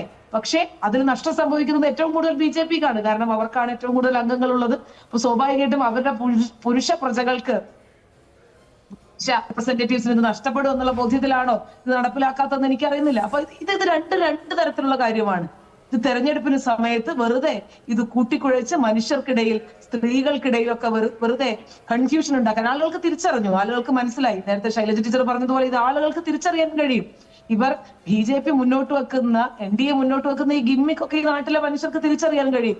ഞങ്ങളൊക്കെ പിന്നെ വനിതാ സംവരണം വരണമെന്ന് ആഗ്രഹിക്കുന്ന സ്ത്രീകളാണ്, പൊതുപ്രവർത്തനം രംഗത്ത് നിൽക്കുന്ന സ്ത്രീകളാണ്. പക്ഷേ അതിനേക്കാൾ വലുതാണ് ഈ രാജ്യത്തിന്റെ ജനാധിപത്യം എന്ന് വിശ്വസിക്കുന്ന ആളുകളാണ്. ഇത് ഇത്തരത്തിൽ ഇതിനെ ഹൈജാക്ക് ചെയ്യുന്നു. ഞാൻ ആ ബില്ലിന്റെ ഡ്രാഫ്റ്റ് വായിച്ചു. ആ ഡ്രാഫ്റ്റിൽ കുറെ കാര്യങ്ങൾ പറയുന്നു. കുറെ കാര്യങ്ങൾ പറഞ്ഞിട്ട് അവസാനം പറയുകയാണ്, നമുക്കിത് നടപ്പിലാക്കാൻ ഇനി സെൻസസ് അനുസരിച്ച് നടപ്പിലാക്കണമെങ്കിൽ സമയമെടുക്കും. ആ സമയം എടുക്കുന്നത് കൊണ്ട് ലാസ്റ്റ് പബ്ലിഷ്ഡ് ഡേറ്റ വെച്ച് നമുക്കിത് ചെയ്യാം എന്ന് പറഞ്ഞാണ് ഈ ബില്ല് അവസാനിപ്പിക്കുന്നത്. പിന്നെ എവിടെയാണ് ഇതിൽ 50% പറ്റി പറയുന്നത്, അല്ലെങ്കിൽ 50% ഹൈക്ക് തരാം എന്ന് പറയുന്ന അത് മോദിയുടെയും അമിത്ഷായുടെയും ഗ്യാരണ്ടി ആയിരുന്നു. സോയ അത് ആ ഡ്രാഫ്റ്റിൽ ഇല്ലാത്ത പരിഗണിക്കാൻ കഴിയില്ല. അല്ല, അത്തരത്തിലൊന്നും നമുക്കതിനെ പരിഗണിക്കാൻ കഴിയില്ല. അതിനപ്പുറത്തേക്ക് ഈ പ്രപ്പോർഷനേറ്റ് ആയിട്ട് ഇത് ചെയ്യുമെന്ന് പറയുന്നതിന് ഒരു ലീഗൽ മെക്കാനിസത്തെ പറ്റി പറയുന്നില്ല. മുൻധാരണകളോ അല്ലെങ്കിൽ ഒരു തരത്തിലുള്ള പഠനവും ഇതുമായി ബന്ധപ്പെട്ട് നടന്നിട്ടില്ല, കമ്മീഷൻ ഉൾപ്പെടെ. കാരണം ഈ ബില്ലിൽ അപകടകരമായ ചില കാര്യങ്ങൾ നമ്മൾ അതിന്റെ ആഴത്തിലേക്ക് വായിക്കുമ്പോൾ ഇവർ പറയുന്നത് എന്താണ്, പോപ്പുലേഷനെ ഇനി നമ്മൾ പാർലമെന്റ് ഡിഫൈൻ ചെയ്യും. ഈ നാട്ടിലെ സെൻസസ് എപ്പോഴാണ് ആർട്ടിക്കിൾ 81 പറയുന്നത്, അല്ലെങ്കിൽ 82 പറയുന്നത് പോലെ പിന്നെ ഡീലിമിറ്റേഷൻ ആഫ്റ്റർ ഈച്ച് സെൻസസ് എന്ന് പറയുന്ന ഒരു വാചകം എടുത്തു മാറ്റിയിട്ട് പറയുന്നതാണ്. ഈ പറയുന്നതുപോലെ അത് സെൻസസ് പറയുന്നില്ല, ഡീലിമിറ്റേഷൻ ഓഫ് കോൺസ്റ്റിറ്റുവൻസീസ് എന്ന് അതിനെ സബ്സ്റ്റിറ്റ്യൂട്ട് ചെയ്യാണ്. സെൻസസ് എന്നുള്ള വാക്കപ്പാടെ എടുത്തു കളഞ്ഞിട്ട്, അതായത് ഇനി പാർലമെന്റിന് തോന്നുന്ന വിധത്തിൽ നമുക്ക് ഡീലിമിറ്റേഷൻ നടത്താം എന്ന് പറയുന്ന രീതിയിലേക്ക് ഇതിന്റെ കാര്യങ്ങൾ കൊണ്ടുവരികയാണ്. ശ്രീമതി അനുപമ വെങ്കടേശ്വരൻ, ഇതിപ്പം പരാജയപ്പെടുമെന്ന് കൊണ്ടുവരുന്ന നിമിഷം BJPക്ക് NDAക്ക് അറിയാത്തതല്ല, കണക്കുകൾ നമ്പേഴ്സ് അവർക്കില്ല. ഫ്ലോർ മാനേജ്മെന്റ് എത്ര ശ്രമിച്ചാലും കണക്കുകൾ ഇല്ല കൂടെ എന്നറിയാം. എന്നിട്ടും ഇന്ന് ഇങ്ങനെയൊരു നീക്കം എന്തിനായിരുന്നു? അതാണ് ആര്യ. ആദ്യമായി ഒരു കാര്യത്തിൽ നമുക്ക് വ്യക്തത വേണം. വനിതാ സംവരണത്തെ എതിർക്കുന്ന രാഷ്ട്രീയ ശക്തി ഇന്ത്യയിൽ വളരെ കുറവാണ്. സ്ത്രീകൾക്ക് കൂടുതൽ പ്രാതിനിധ്യം വേണം എന്ന കാര്യത്തിൽ വ്യാപകമായ ഏക അഭിപ്രായമാണുള്ളത്. ഇവിടെ ഇപ്പോൾ ശൈലജ ടീച്ചർ ആവട്ടെ, ശ്രീമതി സോയ ആവട്ടെ, ശ്രീമതി സിന്ധു ആവട്ടെ, ഇവരൊക്കെ ഒരു കാര്യത്തിൽ അവർക്കൊക്കെ ഏകാഭിപ്രായമുണ്ട്, വനിതാ സംവരണം നടപ്പിലാക്കണം എന്ന കാര്യത്തിൽ. പ്രശ്നം സംവരണത്തിൻ്റെ ആശയത്തിലേ അല്ല, അത് എങ്ങനെ ഏത് നിബന്ധനകളോടെ ഏത് രാഷ്ട്രീയ ഉദ്ദേശങ്ങളോടെ കൊണ്ടുവരുന്നു എന്നുള്ളതാണ് പ്രശ്നം. വനിതാ സംവരണം അല്ല അതിനെ ബന്ധിപ്പിച്ചിരിക്കുന്ന ഈ ഒരു രാഷ്ട്രീയ പാക്കേജാണ്. ഇപ്പോൾ 543 സീറ്റുകളിൽ വനിതകൾക്ക് 33% സംവരണം വേണമെന്ന കാലങ്ങളായുള്ള ആവശ്യത്തെ എന്തിന് എതിർക്കണം പ്രതിപക്ഷ പാർട്ടികളാണെങ്കിലും ആരാണെങ്കിലും? പക്ഷേ ഇവിടെ എതിർപ്പതല്ല, സ്ത്രീകളുടെ മറവിൽ സ്ത്രീകളെ യഥാർത്ഥത്തിൽ ഈ സർക്കാർ എന്താണ് ചെയ്യുന്നതെന്ന് അറിയാമോ? സ്ത്രീകളെ ഒറ്റുകൊടുക്കുകയാണ് ചെയ്യുന്നത്. അതായത് സ്ത്രീകളുടെ മറവിൽ, വനിതാ സംവരണം എന്ന മറവിൽ 2 സംസ്ഥാനങ്ങളിലെ നിർണായക, ഇവിടെ നേരത്തെ ശ്രീമതി സിന്ധു പറഞ്ഞതിനോട് നമുക്ക് വിയോജിക്കേണ്ടത് ഇന്ത്യയിൽ എല്ലാ കാലത്തും എന്തെങ്കിലും തെരഞ്ഞെടുപ്പ് നടക്കുന്നുണ്ടാവും എന്നാണ്. അങ്ങനെ എല്ലാ കാലത്തും തെരഞ്ഞെടുപ്പുകളൊന്നും നടക്കുന്നുണ്ടാവില്ല. ഈ വർഷം നിർണായകമായ സംസ്ഥാനങ്ങൾ, അതും BJPക്ക് സ്വാധീനം കുറഞ്ഞ സംസ്ഥാനങ്ങൾ തെരഞ്ഞെടുപ്പിനെ നേരിട്ട് കൊണ്ടിരിക്കുന്ന സമയത്താണ് ധൃതി പിടിച്ച് ഇങ്ങനെ ഒരു വനിതാ സംവരണ ബില്ലിന്റെ കൂടെ ഡീലിമിറ്റേഷനെയും ചേർത്ത് ഇങ്ങനെ ഒരു നീക്കത്തിലേക്ക് സർക്കാർ പോകുന്നത്. ഇത് എല്ലാ വർഷവും എല്ലായിടങ്ങളിലും നടക്കുന്ന തെരഞ്ഞെടുപ്പിനെ പോലെ അതിനെ കുറച്ച് കാണാൻ സാധിക്കില്ല എന്നുള്ളതാണ്. അപ്പോൾ ഈ തെരഞ്ഞെടുപ്പുകളിൽ, ഈ സംസ്ഥാനങ്ങളിൽ ഇപ്പോൾ ഇന്നിപ്പോൾ ഇതിങ്ങനെ പരാജയപ്പെട്ടു പോകുന്ന ഒരു ബില്ലാണ് ലോക്സഭയിലേക്ക് വരുന്നത്. 3-2 ഇല്ല എന്ന് അറിഞ്ഞുകൊണ്ട് തന്നെയാണല്ലോ ഇത് അങ്ങോട്ട് വന്നിട്ടുള്ളത്. അപ്പോൾ അറിഞ്ഞുകൊണ്ടും ഒരു പരാജയത്തിലേക്ക് നയിക്കുമ്പോൾ അവിടെ പിന്നെ ആരെ കുറ്റപ്പെടുത്താം? നാളെ മുതൽ പ്രതിപക്ഷ പാർട്ടികളെ കുറ്റപ്പെടുത്താം. ബംഗാളിൽ തെരഞ്ഞെടുപ്പ് നടക്കാൻ പോവുകയാണ്, തമിഴ്നാട്ടിൽ തെരഞ്ഞെടുപ്പ് നടക്കാൻ പോവുകയാണ്. തെക്കേ ഇന്ത്യൻ സംസ്ഥാനങ്ങളിലെ മുഖ്യമന്ത്രിമാരൊക്കെ ഒറ്റക്കെട്ടായാണ് ഇതിനെ വിമർശിക്കുന്നതും എതിർക്കുന്നതും. അപ്പോൾ കണ്ടില്ലേ സ്ത്രീകളെ, ഞങ്ങളല്ലേ നിങ്ങളുടെ കൂടെ, ഇവർ നിങ്ങളുടെ കൂടെ ഉണ്ടോ എന്നുള്ള ഒരു രാഷ്ട്രീയ സന്ദേശമാണ് BJP ഇപ്പോൾ ഈ ഒരു വനിതാ സംവരണ ബില്ലിൻ്റെ മറവിൽ നൽകാൻ ഉദ്ദേശിക്കുന്നത്. പക്ഷേ എനിക്ക് തോന്നുന്നില്ല ഇവർ ഇവർ സ്ത്രീകളെ അണ്ടർ എസ്റ്റിമേറ്റ് ചെയ്യുകയാണ് എന്നുള്ളതാണ് എനിക്ക് തോന്നുന്നത്. ഇതിലൊന്നും വീണു പോകുന്നവരായിരിക്കില്ല ഒരുപക്ഷെ ഇന്ത്യയിലെ സ്ത്രീകൾ. പക്ഷേ ഇത്തരത്തിലൊരു ബ്ലോ ചെയ്ത് നമ്മളെ തെരഞ്ഞെടുപ്പ് അതിൻ്റെ രീതിയിൽ നടന്നുകൊണ്ടിരിക്കുമ്പോൾ, അതിൻ്റെ പെരുമാറ്റച്ചട്ടങ്ങളൊക്കെ നിലവിലുള്ളപ്പോൾ, ഈ ഒരു അവസരത്തിൽ ഇങ്ങനെ ഒരു കാര്യം BJP ചെയ്യുന്നതിൻ്റെ രാഷ്ട്രീയ ധാർമ്മികത അവർ പരിശോധിക്കേണ്ടതാണ്, ഇല്ലെങ്കിൽ ഈ ഭരണകൂടം പരിശോധിക്കേണ്ടതാണ് എന്നുള്ളതാണ്. അഡ്വക്കേറ്റ് ഷാനിവാലി, ഇവിടെ ഒരു പ്രശ്നം, ഇപ്പോൾ ഒരു MP, കേരളത്തിനൊരു സാഹചര്യം നോക്കുകയാണെങ്കിൽ 18 ലക്ഷം പേർക്കാണ് ഒരു MP, ഒരു ജനപ്രതിനിധി പാർലമെന്റിൽ ഉണ്ടാകുന്നത്. അത് ഉത്തർപ്രദേശിലേക്ക് പോകുമ്പോൾ 30 ലക്ഷത്തോളം ഒക്കെ വരികയാണ്. 30 ലക്ഷം പേർക്ക് ഒരു MP എന്ന് പറയുന്നത് അത് ആലോചിക്കാൻ കഴിയാത്തൊരു കാര്യമാണ്. കുറച്ചുകൂടി ആ രീതിയിൽ ഇപ്പം നമ്മൾ പറയാ 1 വോട്ട് 1 വാല്യൂ, എല്ലായിടത്തും ആ ഒരു തുല്യത വേണം. എൻ്റെ വോട്ടിൻ്റെ വാല്യൂ എന്താണോ അത് തന്നെ ആയിരിക്കണം ഉത്തർപ്രദേശിലെ ഒരു പൗരൻ്റെയും വാല്യൂ, വോട്ടിൻ്റെ വാല്യൂ എന്ന് പറയുന്നത്. പക്ഷേ അതിൽ ഒരു ഈക്വാലിറ്റി നിലവിലില്ല. അതിന് ഈ രീതിയിൽ ഡീലിമിറ്റേഷൻ്റെ കൂടെ വനിതാ സംവരണം എന്നുള്ളതാണ് അതിനുള്ള ഒരു പരിഹാരം. അങ്ങനെ പറയാൻ പറ്റില്ല ആര്യ. അതായത് ശരിക്കും തന്നെ ഈ പറഞ്ഞൊരു പോയിന്റാണ് ഞാൻ ആദ്യം തൊട്ടേ ആലോചിച്ചത്. കേരളത്തിലെ ഒരു വ്യക്തിയുടെ ഒരു വോട്ടിനുള്ള അതേ വിലയാണ് ഉത്തർപ്രദേശിലെ ഒരു വ്യക്തിയുടെ ഒരു വോട്ടിനുള്ളതും. അപ്പം അവരുടെ പ്രാതിനിധ്യം എത്രമാത്രം, ഓരോരുത്തരുടെയും വോട്ടിന് ഈക്വൽ വാല്യൂ ആണ് നമ്മളുടെ കോൺസ്റ്റിറ്റ്യൂഷൻ പ്രകാരം. ഇന്ത്യയിൽ ജനാധിപത്യം എന്ന് പറയുന്നതിൻ്റെ അർത്ഥം എന്താണ്? ജനാധിപത്യം എന്ന് പറയുന്നത് ഈ മെജോറിറ്റിയാണ് ഇതിൽ തീരുമാനിക്കുന്നതെന്ന് പറയുമ്പോൾ അതൊരിക്കലും മൈനോറിറ്റിയുടെ ഇൻട്രസ്റ്റിനെ പ്രൊട്ടക്റ്റ് ചെയ്യില്ല എന്നതിനൊരു അർത്ഥമില്ല. ഇത് എനിക്ക് കൃത്യമായിട്ടുള്ള പൊളിറ്റിക്കൽ എനിക്കൊരു പൊളിറ്റിക്കൽ അജണ്ടയോ ഒരു പൊളിറ്റിക്കൽ പാർട്ടിയോട് അലിജിയൻസോ ഒന്നും ഇല്ലാത്ത ഒരു വ്യക്തിയാണ് ഞാൻ. അപ്പം ഞാൻ പറയുന്നത് എന്താണെന്ന് വെച്ച് കഴിഞ്ഞാൽ, എല്ലാവരും നേരത്തെ പറഞ്ഞ പോലെ ഈ അനുപാതം, ഈ ഒരു റേഷ്യോ എന്ന് പറയുമ്പോൾ അതിലൊരു ഈക്വാലിറ്റി പ്രിൻസിപ്പിൾ ആപ്ലിക്കബിൾ ആവണമെങ്കിൽ എല്ലാ വ്യക്തിക്കും അതേ രീതിയിലുള്ള റെപ്രസെൻറ്റേഷൻ കിട്ടണം. കേരളത്തിലെ 10 ആൾക്കാർക്ക് ഒരു ജനപ്രതിനിധി ആണെങ്കിൽ ഉത്തർപ്രദേശിലെയും 10 ആൾക്കാർക്ക് ഒരു ജനപ്രതിനിധി ആവണം. ഇനി അവിടെയുള്ള ജനപ്രതിനിധികളുടെ എണ്ണം കൂടുന്നത് അവിടെയുള്ള പോപ്പുലേഷൻ്റെ കൂടലുകൾ കൊണ്ടാണെങ്കിൽ, അവിടുത്തെ ജനസംഖ്യയിലുള്ള ആനുപാതികമായിട്ടുള്ള കൂടലുകൾ കൊണ്ടാണ് ഈ കാര്യം സംഭവിക്കുന്നതെങ്കിൽ അതൊരിക്കലും ആരുടെയോ ഒരു പ്രത്യേക പൊളിറ്റിക്കൽ പാർട്ടിയുടെയോ അല്ലെങ്കിൽ ഒരു വ്യക്തിയുടെയോ തെറ്റുകൊണ്ടല്ല, അത് ഒരു മനുഷ്യന് അയാൾ റെപ്രസെൻ്റ് ചെയ്യപ്പെടണം. അപ്പോൾ ജനാധിപത്യ വ്യവസ്ഥിതിയുടെ ഏറ്റവും വലിയൊരു ഇമ്പോർട്ടൻസ് എന്ന് പറയുന്നത് അവിടെയാണ്. എല്ലാവരുടെയും വോട്ടിന് ഈക്വൽ ആയിട്ടുള്ള റൈറ്റ്, എല്ലാവർക്കും വോട്ട്, ഒരു മനുഷ്യൻ്റെ വോട്ടിന് ഉള്ള വാല്യൂ എന്ന് പറയുന്നത് ഈക്വലാണ്. അത് കേരളത്തിലുള്ളവർ എപ്പോഴും നമ്മൾ കണ്ണടച്ച് ചെയ്യുന്ന ഒരു കാര്യമാണ്. കേരളത്തിലുള്ളവർ എപ്പോഴും വരുന്നൊരു കമ്പാരിസണാണ്. നമ്മൾ ശ്രദ്ധിച്ചിട്ടുണ്ടോ എന്ന് എനിക്ക് അറിഞ്ഞുകൂടാ. UP യിലുള്ള ആൾക്കാർക്ക് ബുദ്ധി കുറവാണെന്നും കേരളത്തിൽ ഭയങ്കര ബുദ്ധി കൂടിയ ആൾക്കാരാണെന്നും ഉള്ള രീതിയിലുള്ള, അത് പ്രത്യക്ഷമായിട്ട് പറയില്ലെങ്കിലും ആ ഒരു രീതിയിലുള്ള കമ്പാരിസൺ ഭയങ്കരമായിട്ട് നടന്നുകൊണ്ടിരിക്കുന്നുണ്ട്. ഇനി അത് ശരിയാണെന്ന് തന്നെ ഇരിക്കാം. അതായത് നമ്മൾ ലിറ്ററസി റേറ്റിലൊക്കെ നമ്മൾ കൂടുതലാണ്, ചിലപ്പോൾ നമുക്ക് കുറച്ചും കൂടി ബുദ്ധി ഉണ്ടെന്ന് നമ്മൾ അങ്ങോട്ട് വിചാരിക്കാമെന്ന് തന്നെ വിചാരിക്കുക. പക്ഷേ അപ്പോഴും എല്ലാ മനുഷ്യൻ്റെയും വോട്ടിന്, എല്ലാ മനുഷ്യൻ്റെയും ശബ്ദത്തിന് ഒരേ റൈറ്റാണ്, ഒരേ വ്യക്തതയാണ്, ഒരേ ക്ലാരിറ്റിയാണ്, ഒരേ പ്രൊട്ടക്ഷനാണ് നമ്മളുടെ നിയമം നൽകുന്നത്. അപ്പം ഈ ഒരു കാര്യം പറയുന്നതിനോട് എനിക്ക് യോജിപ്പില്ല. ഇനി രണ്ടാമത്തെ കാര്യം എന്ന് പറയുന്നത്, ഈ പറഞ്ഞ പോലെ വാക്ക് നൽകി, അമിത്ഷായുടെ വാക്ക്, അതായത് ഈ 50 റേഷ്യോ, എന്താണ് ഈ വാക്കിൻ്റെ പ്രസക്തി? അതെനിക്ക് ശരിക്കും NDAനോടാണ് ചോദിക്കാനുള്ളത്. ഒരു ബില്ല് കൊണ്ടുവരുന്നു, ആ ബില്ലിൽ വ്യക്തമായിട്ട് എഴുതിക്കൂടെ ഇങ്ങനെ അവർക്കൊരു ഐഡിയ ഉണ്ട്, ഇങ്ങനെ അവരുടെ മനസ്സിലൊരു കൃത്യമായിട്ടുള്ളൊരു ധാരണയുണ്ട് എന്നുണ്ടെങ്കിൽ ഇത് മനസ്സിൽ വെച്ച് വാക്ക് കൊടുത്താൽ ഈ വാക്കിന് എന്ത് വിലയാണുള്ളത്? ഈ വാക്ക് എന്താണ്, ഈ വാക്കിൻ്റെ അർത്ഥം? അങ്ങനെയാണെങ്കിൽ എന്തുകൊണ്ട് അത് ബില്ലിൽ വന്നില്ല? അതൊരു ആക്ട് ആകുമ്പോൾ അതിൽ വന്നില്ല. നാളെ ഇവർക്ക് കൃത്യമായിട്ട് ഇതിനെ കൗണ്ടർ ചെയ്യാനുള്ളൊരു പോയിന്റ് അവർ അതിൽ തന്നെ വെച്ചിട്ടുണ്ട്. ഈ ഡീലിമിറ്റേഷൻ ചെയ്യാൻ വേണ്ടിയിട്ട് ഒരു കമ്മിറ്റിയെ നിയമിക്കുന്നുണ്ട്. നാളെ ഇവർക്ക് പറയാം കമ്മിറ്റി അഡ്വൈസ് ചെയ്തു അതർവൈസ്, ഈക്വാലിറ്റി പ്രിൻസിപ്പിൾസിന് ഇത് എതിരാണ്, ഈ കമ്മിറ്റി പറയുന്നു ഇത്തരത്തിലൊരു പ്രൊപ്പോഷൻ വെക്കുകയാണെങ്കിൽ അത് ഈക്വാലിറ്റി പ്രിൻസിപ്പിളിനെതിരാണ്, അത് കോൺസ്റ്റിറ്റ്യൂഷനെതിരാണ് എന്ന് കമ്മിറ്റി പറഞ്ഞു എന്ന് പറഞ്ഞ് കൃത്യമായിട്ട് എല്ലാവർക്കും കൈ കഴുകാം. അപ്പോൾ ഈ പറയുന്ന, ഞാൻ ഈ രണ്ട് സൈഡും പറയുന്നത്, രണ്ട് ചാൻസസും ഞാൻ ഇട്ട് തരികയാണ്. അതായത് ഈ കൃത്യമായിട്ട് കൈ കഴുകാനുള്ളൊരു സാധ്യത ഇവിടെയും ഉണ്ട്. അപ്പം ഈ പറഞ്ഞ പോലെ ഓരോ മനുഷ്യൻ്റെയും വോട്ടിന് ഒരേ റൈറ്റാണ്, ഒരേ വിലയാണ് എല്ലാ മനുഷ്യന്മാരുടെയും. അത് അവിടെ ജനസംഖ്യ കൂടുതലുണ്ടെങ്കിൽ, ഇനി എനിക്ക് മനസ്സിലാവാത്തൊരു വസ്തുത എന്ന് പറയുന്നത്, ഒരു ഡീലിമിറ്റേഷൻ നടക്കുന്നു എന്ന് പറയുമ്പോൾ ഇവിടുത്തെ ആൾക്കാർ മാറുന്നില്ല.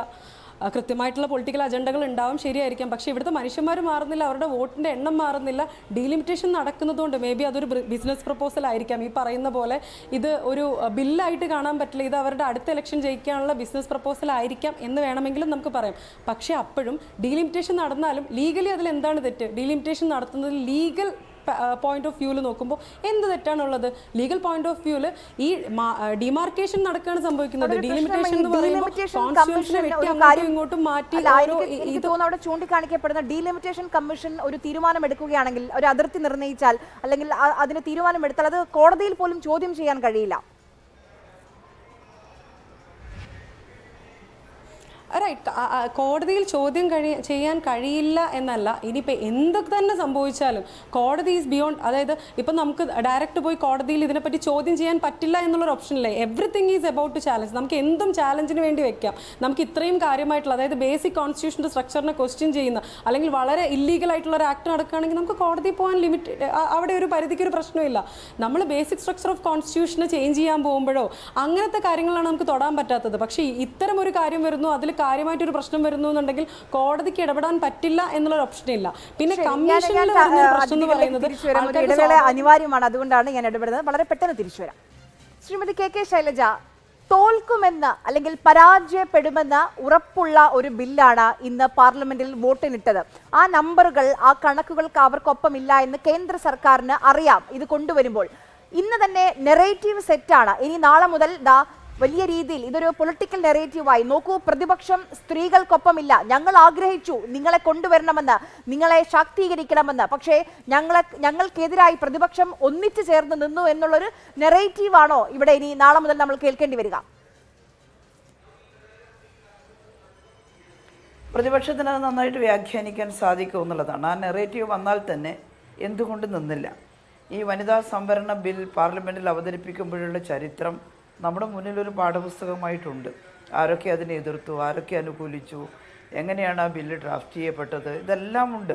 എങ്ങനെയാണത് പാസ്സാക്കിയത്, അതെല്ലാം നമ്മുടെ മുന്നിലുണ്ട്. നമ്മളെല്ലാവരും ഇന്നിപ്പം ഈ ചർച്ചയിൽ പങ്കെടുക്കുന്ന മിക്കവാറും എല്ലാവരും സ്ത്രീകളെയാണ് വിളിച്ചത്. ഇനി പുരുഷന്മാരെ വിളിച്ചാലും ഉൽപ്പതിഷ്ണുക്കളായിട്ടുള്ള പുരുഷന്മാരും വനിതാ സംവരണ ബിൽ പാസ്സാക്കണം എന്ന് ആഗ്രഹിക്കുന്നവരായിരിക്കും എന്ന കാര്യത്തിൽ യാതൊരു തർക്കവുമില്ല. പക്ഷേ ഒരു ജനാധിപത്യ പ്രക്രിയ അത് കുറ്റമറ്റതായിട്ട് കൊണ്ടുവരാൻ സാധിക്കണം. ഇവിടെ പറഞ്ഞതുപോലെ അതൊരു ന്യൂമറിക്കൽ ആയിട്ടുള്ള ഒരു കാര്യം മാത്രമായിട്ട് എടുക്കാൻ പറ്റില്ല. ഇപ്പോൾ ഒരു പൗരൻ്റെ വോട്ടവകാശം, ഇവിടെയുള്ള കേരളത്തിലുള്ള ഒരാളായാലും ഉത്തർപ്രദേശിലുള്ള ഒരാളായാലും അത് കറക്റ്റാണ്, എല്ലാവരുടെയും അവകാശം ഒന്ന് തന്നെയാണ്. പക്ഷേ അതല്ല, ചിലപ്പോൾ ചില സോഷ്യൽ ഫാക്ടറുകൾ, ചില ഡെമോഗ്രാഫിക് ആയിട്ടുള്ള കാര്യങ്ങൾ, ഇതൊക്കെ നമുക്ക് ഉൾക്കൊള്ളിക്കേണ്ടതായിട്ട് വരും. കേവലം ജനസംഖ്യാനുപാതികമായിട്ട് മാത്രം കൊണ്ടുവരാൻ കഴിയുന്ന ഒന്നല്ല ഇപ്പോൾ പറഞ്ഞ പ്രാതിനിധ്യം. അത് നല്ല വിദഗ്ധരായിട്ടുള്ള സമിതി പഠിച്ചുകൊണ്ട്, അതാണ് മേഖലകൾ തിരിച്ച് പറയുമ്പോൾ നമ്മൾ ഇന്ത്യയെ അങ്ങനെ കഷ്ണങ്ങളാക്കി മാറ്റുകയല്ല. ഇന്ത്യൻ യൂണിയനാണ്, ഒന്നാണ്. പക്ഷേ അത് ഇന്ത്യൻ യൂണിയനായി നിൽക്കണമെങ്കിൽ ഓരോ പ്രദേശത്തിൻ്റെയും സോഷ്യൽ, ഡെമോഗ്രാഫിക്, എക്കണോമിക് എല്ലാ ഫാക്ടറുകളും കണക്കിലെടുത്തുകൊണ്ട് അവർക്കെല്ലാം തുല്യമായിട്ടുള്ള അവരുടെ അവകാശം അംഗീകരിക്കപ്പെടുന്നു എന്ന ധാരണയുണ്ടാക്കിക്കൊണ്ട് മാത്രമേ അത് സാധിക്കുകയുള്ളൂ. ആളുകളുടെ എണ്ണം മാത്രം ഒരു ഘടകമായിട്ട് എടുക്കാൻ ഇത്തരം കാര്യങ്ങളിൽ കഴിയില്ല. എന്തുകൊണ്ടാണെന്ന് ഞാൻ നേരത്തെ പറഞ്ഞു. ചില പൊതു തീരുമാനങ്ങൾ അംഗീകരിച്ച് ചില പ്രദേശങ്ങൾ സാമൂഹ്യമായി വളരെ മുന്നോട്ട് വരുന്നു, പുതിയ പരിഷ്കരണത്തിലേക്ക് വരുന്നു, അതിൻ്റെ ഗുണഫലം ഉണ്ടാകുന്നു. എന്നാൽ ചില പ്രദേശങ്ങൾ അതൊന്നും നടപ്പിലാക്കാതെ സ്വാതന്ത്ര്യം കിട്ടുന്നതിന് മുമ്പുള്ള അവസ്ഥയിൽ തന്നെ നിൽക്കുന്നു. അതിനാരാണ് ഉത്തരവാദി എന്നൊന്നും ഇവിടെ ചർച്ചാ വിഷയമാക്കേണ്ടതില്ല. ഇപ്പോൾ പിന്നോട്ടാണ് ചില കാര്യങ്ങളിൽ. അതാണ് ഞാൻ പറഞ്ഞത്, സാക്ഷരതയിലും നമ്മുടെ പ്രതീക്ഷിത ആയുസ്സിലും എല്ലാം ശിശുമരണ നിരക്കിലടക്കം അറിയാമല്ലോ പിന്നിലായി പോയിരിക്കുന്നു. അപ്പോൾ അത് അവരുടെ കുറ്റമല്ല, ജനതയുടെ കുറ്റമല്ല. പക്ഷേ മുന്നോട്ട് വന്നവർ ഇപ്പോൾ ഒരു ഭാഗം പിന്നിലാണ് എന്നുള്ളത് കൊണ്ട് അതിൻ്റെ ഒരു ഭാഗമായിട്ട് അവർക്ക് അർഹതപ്പെട്ടത് കുറഞ്ഞു പോകാൻ ഒരു കാരണവശാലും പാടില്ലാത്തതാണ്. പിന്നോക്കം നിൽക്കുന്ന മേഖലകളെ എല്ലാവരും ചേർന്ന് മുന്നോട്ട് കൊണ്ടുവരണം. എന്നാലിപ്പോൾ ദക്ഷിണേന്ത്യയിൽ സംഭവിക്കുന്നത്, ഇപ്പോൾ 2011 സെൻസസാണ് നമുക്ക് പൂർണ്ണമായിട്ട് സെൻസസായിട്ട് ഇപ്പോഴുള്ളത്. 2026 സെൻസസ് എവിടെ എത്തിയിട്ടില്ല. അപ്പോൾ അങ്ങനെയുള്ള സെൻസസിനെ കുറിച്ച് പോലും, അത് പൂർത്തിയാക്കുന്നതിനെ കുറിച്ച് പോലും പറയാതെ 2011 സെൻസസ് അടിസ്ഥാനമാക്കി ജനസംഖ്യാനുപാതികമായിട്ട് ഇത് കണ്ടാൽ അത് വലിയ അപകടം ചെയ്യും. അവിടെയാണ് അമിത്ഷായൊക്കെ പറഞ്ഞതുപോലെ 50% എല്ലാവർക്കും ഇൻക്രീസ് ഉണ്ടാകുമെന്ന് പറയുന്നത് എന്തുകൊണ്ട് ബില്ലിൽ ഉൾപ്പെടുത്തിയിട്ടില്ല, എന്തുകൊണ്ട് ഈ ഡ്രാഫ്റ്റിൽ ഉൾപ്പെടുത്തിയിട്ടില്ല എന്ന സംശയം നമുക്ക് വരുന്നത്. അവിടെയാണ് ഇത് മറ്റു ചില ലക്ഷ്യങ്ങളോടെയാണോ എന്ന് സംശയിക്കപ്പെടാനിടയാവുന്നത്. ആ സംശയത്തിന് അവസരം കൊടുക്കരുത്. ഇത് പൂർണ്ണമായും ജനാധിപത്യപരമാണെങ്കിൽ സമയമെടുത്ത് പാർലമെൻറ്റിലെ മുഴുവൻ അംഗങ്ങൾക്കും സംസാരിക്കാനുള്ള അവസരം കൊടുത്ത് ദിവസങ്ങളോളം ചർച്ച നടത്തി, നേരത്തെ പറഞ്ഞതുപോലെ ജോയിൻറ്റ് പാർലമെൻ്ററി കമ്മിറ്റിക്ക് വിട്ട് ബഹുജനാഭിപ്രായം തേടി, എന്നിട്ട് അത് വീണ്ടും തിരിച്ച് പാർലമെൻറ്റിൽ വന്ന് 2029 ഇനി നടപ്പിലാക്കാൻ സാധിക്കുകയുള്ളൂ. 2024 നടപ്പിലാക്കിയിട്ടില്ലല്ലോ. ഇനിയിപ്പോൾ 2029 കാര്യമാണല്ലോ നമ്മളിപ്പോൾ ചർച്ച ചെയ്യുന്നത്. വർഷങ്ങളുണ്ടല്ലോ അവിടെ എത്താൻ. അപ്പോൾ വളരെ വ്യക്തമായി ജനങ്ങളെ ബോധ്യപ്പെടുത്തുന്ന ഒരു ചർച്ചയിലേക്ക് പോയി ബഹുജനങ്ങൾക്ക് കൂടി അഭിപ്രായം പറയാനുള്ള അവസരമൊക്കെ കൊടുത്ത്, തികച്ചും വേറെ ഒരു ഇൻറ്റൻഷനും ഇല്ലാതെ ജനങ്ങളെയാകെ വിശ്വാസത്തിലെടുത്തുകൊണ്ട് ഒരു ചർച്ച നടത്തിക്കൊണ്ട് മാത്രമേ ഇത്തരം ഒരു ബിൽ അവതരിപ്പിക്കാവൂ. അല്ലെങ്കിൽ അത് ആക്റ്റായിട്ട് വരണമെങ്കിൽ അത്തരം ഒരു വിശ്വാസം വളർത്തിയെടുക്കേണ്ടതായിട്ടുണ്ട് എന്നുള്ളതാണ്. അതില്ലാതെ ഇത് അല്പം തിരക്ക് കാണിച്ചു എന്ന് നമുക്ക് തോന്നുന്നത് എന്തുകൊണ്ടാണ്? നേരത്തെ പറഞ്ഞതുപോലെ വലിയ ചില സംസ്ഥാനങ്ങളിലൊക്കെ തെരഞ്ഞെടുപ്പ് നടക്കുമ്പോൾ MP-മാരൊക്കെ അവിടെ കേന്ദ്രീകരിക്കുന്നു, സർക്കാർ മെഷീനറി അവിടെ കേന്ദ്രീകരിക്കുന്നു. ആ സമയത്ത് ഭരണഘടനാ ഭേദഗതിയാണ്, സാധാരണ നിലയിലുള്ള ഒരു ബിൽ പാസ്സാക്കലല്ല. ഭരണഘടനാ അമെൻമെൻ്റ് എന്ന് പറഞ്ഞാൽ വളരെ വളരെ പ്രധാനപ്പെട്ട വിഷയമാണ്. അത് ഇപ്പോൾ പഞ്ചായത്തി രാജ് നഗരപാലികയൊക്കെ നമ്മൾ പാസ്സാക്കിയത് എനിക്ക് ഓർമ്മയുണ്ട്. കേരളത്തിൽ പഞ്ചായത്തി രാജ് നഗരപാലിക ആക്ട് കേരളത്തിലെ കോൺടെസ്റ്റിൽ അത് പാസ്സാക്കിയെടുക്കാൻ ചർച്ച നടത്തിയപ്പോൾ ഞങ്ങൾ രാത്രി പാതിര വരെ, വെളുപ്പിന് 2:30 അന്ന് അസംബ്ലി പിരിഞ്ഞിട്ടുള്ളത്. എല്ലാ മെമ്പർമാർക്കും പറയാനുള്ള അവസരം കൊടുക്കുകയും അതുപോലെ തന്നെ ജനങ്ങൾക്ക് പറയാനുള്ള അവസരം കൊടുക്കുകയും ചെയ്തുകൊണ്ടാണ് 2000-ലേറെ അമെൻമെൻറ്റ് അതിനെ അവതരിപ്പിച്ചുകൊണ്ട് അതിൽ സ്വീകരിക്കാവുന്നവ സ്വീകരിച്ചുകൊണ്ട് സംസ്ഥാനത്തിൻ്റെ ഭാഗത്തു നിന്ന് അത് അംഗീകരിച്ചത്. അപ്പോൾ അതുപോലെ നല്ല അവസരം കൊടുത്ത് ചെയ്യേണ്ടുന്ന ഏറ്റവും നിർണായകമായിട്ടുള്ളൊരു ഭരണഘടനാ ഭേദഗതി അതിന് സമയമെടുത്ത് ചെയ്യേണ്ടതാണ് എന്നാണ് പ്രത്യേകിച്ച് പറയാനുള്ളത്. പിന്നെ മറ്റേ ചോദ്യം ബാക്കി നിൽക്കുകയാണ്. 2023 പാസ്സാക്കി. ആ പാസ്സാക്കിയത് 543 സീറ്റിൽ ഇംപ്ലിമെൻ്റ് ചെയ്തിരുന്നെങ്കിൽ ഇന്ന് പാർലമെൻറ്റിൽ കൂടുതൽ സ്ത്രീകൾ ഉണ്ടാകുമായിരുന്നു. ഇപ്പം കഴിഞ്ഞ കേരള നിയമസഭാ ഇലക്ഷനിലും അതുപോലെയുള്ള നിയമസഭാ ഇലക്ഷനിലും അത് പ്രാവർത്തികമാകുമായിരുന്നു. കൂടുതൽ സ്ത്രീകൾ അസംബ്ലിയിലേക്ക് വരുമായിരുന്നു. അതിന് വലിയ ബുദ്ധിമുട്ടില്ല. ഈ ഡീലിമിറ്റേഷൻ്റെ കാര്യമൊന്നും അതിനെ ശല്യപ്പെടുത്തുന്നില്ല. ഈ 543 സംവരണം എന്ന് പറഞ്ഞാൽ താരതമ്യേന എളുപ്പമാണ്. അത് നടപ്പിലാക്കിയിട്ട് പിന്നെ ഡീലിമിറ്റേഷൻ വരുമ്പോൾ എണ്ണത്തിൽ മാറ്റം ഉണ്ടായിക്കോട്ടെ, അതിന് നമുക്ക് ചർച്ചയ്ക്ക് അവസരമുണ്ട്. അത് ഇല്ലാത്തത് കൊണ്ടാണ് ഈ സംശയം എല്ലാം ഉണ്ടാകുന്നത്. അങ്ങനെ ഒരു സംശയം ഉണ്ടാക്കരുത്. നല്ല തെളിഞ്ഞ മനസ്സോടെയാണെങ്കിൽ അതിന് ഈ പറഞ്ഞ കാര്യങ്ങൾ കൃത്യമായിട്ട് സമയമെടുത്ത് ചെയ്യേണ്ടതാണ് എന്നുള്ളതാണ്. ഇപ്പം 3-2 ഭൂരിപക്ഷം ഉണ്ടെങ്കിൽ മാത്രമേ ഭരണഘടനാ ഭേദഗതി അംഗീകരിക്കാൻ പറ്റൂ. അതില്ല എന്നറിയാം. അപ്പോൾ ഇതൊരു വ്യായാമമായിട്ട് മാറുകയല്ലേ ഈ പാർലമെൻറ്റിലെ അവതരണവും മറ്റും. എന്നാൽ ധാരാളം സമയമെടുത്തിട്ട് കൂടുതൽ ആളുകളെ ആർക്കായി എതിർക്കാൻ പറ്റുക? അങ്ങനെ ഒരു കൃത്യമായിട്ട് തർക്കമില്ലാത്ത രീതിയിൽ അത് കൊണ്ടുവന്നാൽ വളരെ കുറച്ച് ആളുകൾ എന്നാലും എതിർക്കും. പക്ഷെ മഹാഭൂരിപക്ഷവും അംഗീകരിക്കേണ്ടി വരും. അപ്പോൾ അങ്ങനെ അംഗീകരിപ്പിച്ചുകൊണ്ട് കൊണ്ടുവരുന്നതിന് പകരം ഇത്തിരി തിരക്ക് കൂട്ടി പാസ്സാക്കിയത് കൊണ്ടാണ് ഈ ചർച്ചക്കെല്ലാം ഇടയുണ്ടാകുന്നത്. ശരി, ശ്രീമതി TP സിന്ധുമോൾ, ഇപ്പം നേരത്തെ താങ്കൾ സൂചിപ്പിച്ച എല്ലാ കാലത്തും എവിടെയെങ്കിലുമൊക്കെ തെരഞ്ഞെടുപ്പാണല്ലോ എന്നൊരു കാര്യം, അതങ്ങനെയല്ല എന്നുള്ള വസ്തുതയുണ്ട്. ഇപ്പം നമുക്കറിയാം തെരഞ്ഞെടുപ്പ് അനൗൺസ്മെന്റ് എങ്ങനെയാണ്, തീയതി എങ്ങനെയാണ്, വോട്ടെണ്ണൽ എങ്ങനെയാണ്.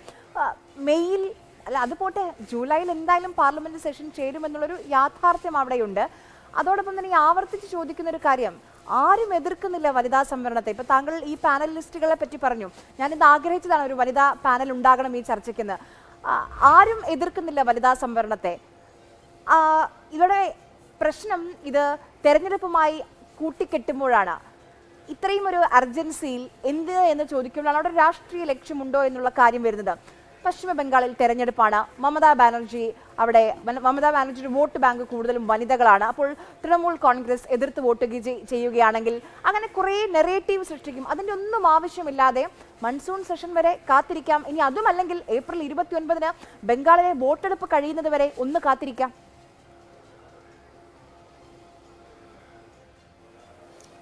ആര്യ ഈ പറയുന്ന നരേറ്റീവിനോട് ആര്യ പറഞ്ഞത്, ഇവിടെ പറഞ്ഞു വെച്ചത് വീണ്ടും അവതരിപ്പിച്ചതാണ്. ആ നരേറ്റീവിനോട് ഞാൻ യോജിക്കുന്നില്ല. കാരണം 2023 വനിതാ സംവരണ ബിൽ പാസ്സായി കഴിഞ്ഞതാണ് ആര്യ. ഈ പറയുന്നത് പോലെ അതിൻ്റെ ചലനങ്ങൾ ഇന്ത്യൻ രാഷ്ട്രീയത്തിൽ ഉണ്ടാകണമെങ്കിൽ ഈ 2 വർഷം കൊണ്ട് അത് ഉണ്ടായിട്ടുണ്ട്. അതിനിപ്പോൾ ഒരു ഭരണഘടനാ ഭേദഗതി ഇപ്പോൾ കൊണ്ടുവന്നത് കൊണ്ട് പ്രത്യേക ചലനങ്ങൾ ഉണ്ടാക്കാൻ പോകുന്നു എന്ന് പറയുന്നതാണ് ഏറ്റവും വലിയ മണ്ടത്തരം. അതായത് നാരീശക്തി വന്ദൻ അധിനിയം ഇത്രയും കാലങ്ങളായിട്ട് ഈ UPA സർക്കാരിനോ കോൺഗ്രസിനോ ഒന്നും സാധിക്കാതിരുന്നത് നരേന്ദ്രമോദി അധികാരത്തിലെത്തിയതിനു ശേഷം നടന്നു എന്നുള്ളത് ഇവിടെ വാർത്തയായതും ഇവിടുത്തെ സ്ത്രീകൾ മനസ്സിലാക്കി കഴിഞ്ഞതുമാണ്. എപ്പോൾ 2 വർഷം മുമ്പ് വരെ ഈ 2 വർഷ കാലഘട്ടത്തിൽ ഇത് സംസാരത്തിലുടനീളം വന്നിട്ടുള്ളതാണ്. ആ ചലനങ്ങളും മാറ്റങ്ങളും ഒക്കെ ഈ 2 വർഷക്കാലം കൊണ്ട് സ്ത്രീകളുടെ ഇടയിൽ ഉണ്ടായിട്ടുണ്ട്. അല്ലാതെ ഇപ്പോൾ ഒരു പ്രത്യേക സെഷൻ വെച്ചു എന്ന് പറഞ്ഞ് ഇതുകൊണ്ട് പ്രത്യേകം മാറ്റം പശ്ചിമ ബംഗാളിൽ സ്ത്രീകളുടെ ഇടയിൽ ഉണ്ടാക്കും, തമിഴ്നാട്ടിൽ ഉണ്ടാക്കും എന്നൊക്കെ പറയുന്നത് ഇവർ മുടന്തൻ ന്യായം പറയുകയാണ്. ഇവിടെ എന്താണ്, ഇവിടെ കൃത്യമായിട്ടുള്ള ഇവരുടെ രാഷ്ട്രീയത്തിൻ്റെ ഒപ്പം പോകേണ്ടത് കൊണ്ട് മാത്രമാണ് ഇവിടുത്തെ വനിതാ പാനലിസ്റ്റുകൾ ഇതൊക്കെ പറയുന്നത്. ഇവിടെ കോൺഗ്രസിൻ്റെ സ്വയം സംസാരിച്ചു. ഞാൻ ചോദിക്കട്ടെ, എത്ര കാലമായി നമ്മൾ ഇതിനു വേണ്ടി തപസ്സനുഷ്ഠിക്കുന്നു? കോൺഗ്രസിന്റെ AICC പ്രസിഡന്റായിരുന്ന പട്ടാഭി സീതാരാമയ്യ 1949 എന്താ പറഞ്ഞത്? വിമൻ റിസർവേഷൻ എന്ന് പറയുന്നത്, അല്ലെങ്കിൽ വനിതകൾക്കൊരു പ്രത്യേക പ്രൊവിഷൻ എന്ന് പറയുന്നതൊന്നും വേണ്ട, മ്യൂച്വൽ അണ്ടർസ്റ്റാൻഡിങ്ങിൽ പരസ്പര ധാരണയിൽ ഇതൊക്കെ വന്നുകൊള്ളും എന്ന് പറഞ്ഞിടത്ത് കോൺഗ്രസിന് എന്താണ് ഇത്തരം കാര്യങ്ങളോടുള്ള താല്പര്യമെന്ന് അന്ന് തെളിഞ്ഞതാണ്. അത് കോൺഗ്രസിന്റെ രാഷ്ട്രീയമാണ്.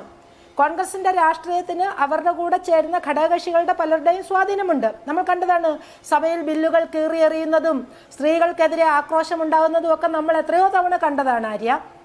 ആ 1949 ഈ പട്ടാഭി സീതാരാമയ്യയുടെ സ്റ്റേറ്റ്മെന്റ് 1999 സുഷമ സ്വരാജ് പാർലമെന്റിൽ അവതരിപ്പിച്ച് സംസാരിച്ചു. 50 വർഷത്തിന് ശേഷം അവർ സംസാരിക്കുമ്പോൾ പറയുന്നത് ഇന്നും പാർലമെന്റിൽ ഇവിടെ 6% സ്ത്രീകളെന്നാണ്. നമ്മൾ ആലോചിക്കണം, 33% എത്താനുള്ള കാലഘട്ടമാണ് ഞാൻ ഈ പറയുന്നത്. ആ 33% വാജ്പേയി ഗവൺമെന്റിന്റെ കാലഘട്ടത്തിൽ 3 പ്രാവശ്യം ബില്ല് കൊണ്ടുവന്നു, കോൺഗ്രസും കൊണ്ടുവന്നിട്ടുണ്ട്, ഇല്ലെന്ന് ഞാൻ പറയുന്നില്ല. പക്ഷേ അവിടെ എന്തെങ്കിലും ഒരു അനുനയിപ്പിക്കലോ ഒരു സമവായ ചർച്ചയോ കോൺഗ്രസിന് നടത്താൻ സാധിച്ചോ? സാധിച്ചില്ല. അത് ആർക്ക് സാധിച്ചു? NDA ഗവൺമെന്റിന് സാധിച്ചു. എല്ലാവരും അനുകൂലിച്ചു എന്ന് പറയുന്നത് സന്തോഷം, എല്ലാവരും അനുകൂലിച്ചിട്ടുണ്ട്. ആ ബില്ല് നാരീശക്തി വന്ദൻ അധിനിയം 2023 പാസ്സായി കഴിഞ്ഞപ്പോൾ വന്ന ഏറ്റവും വലിയ നരേറ്റീവ് അതിനെതിരെ എന്തായിരുന്നു?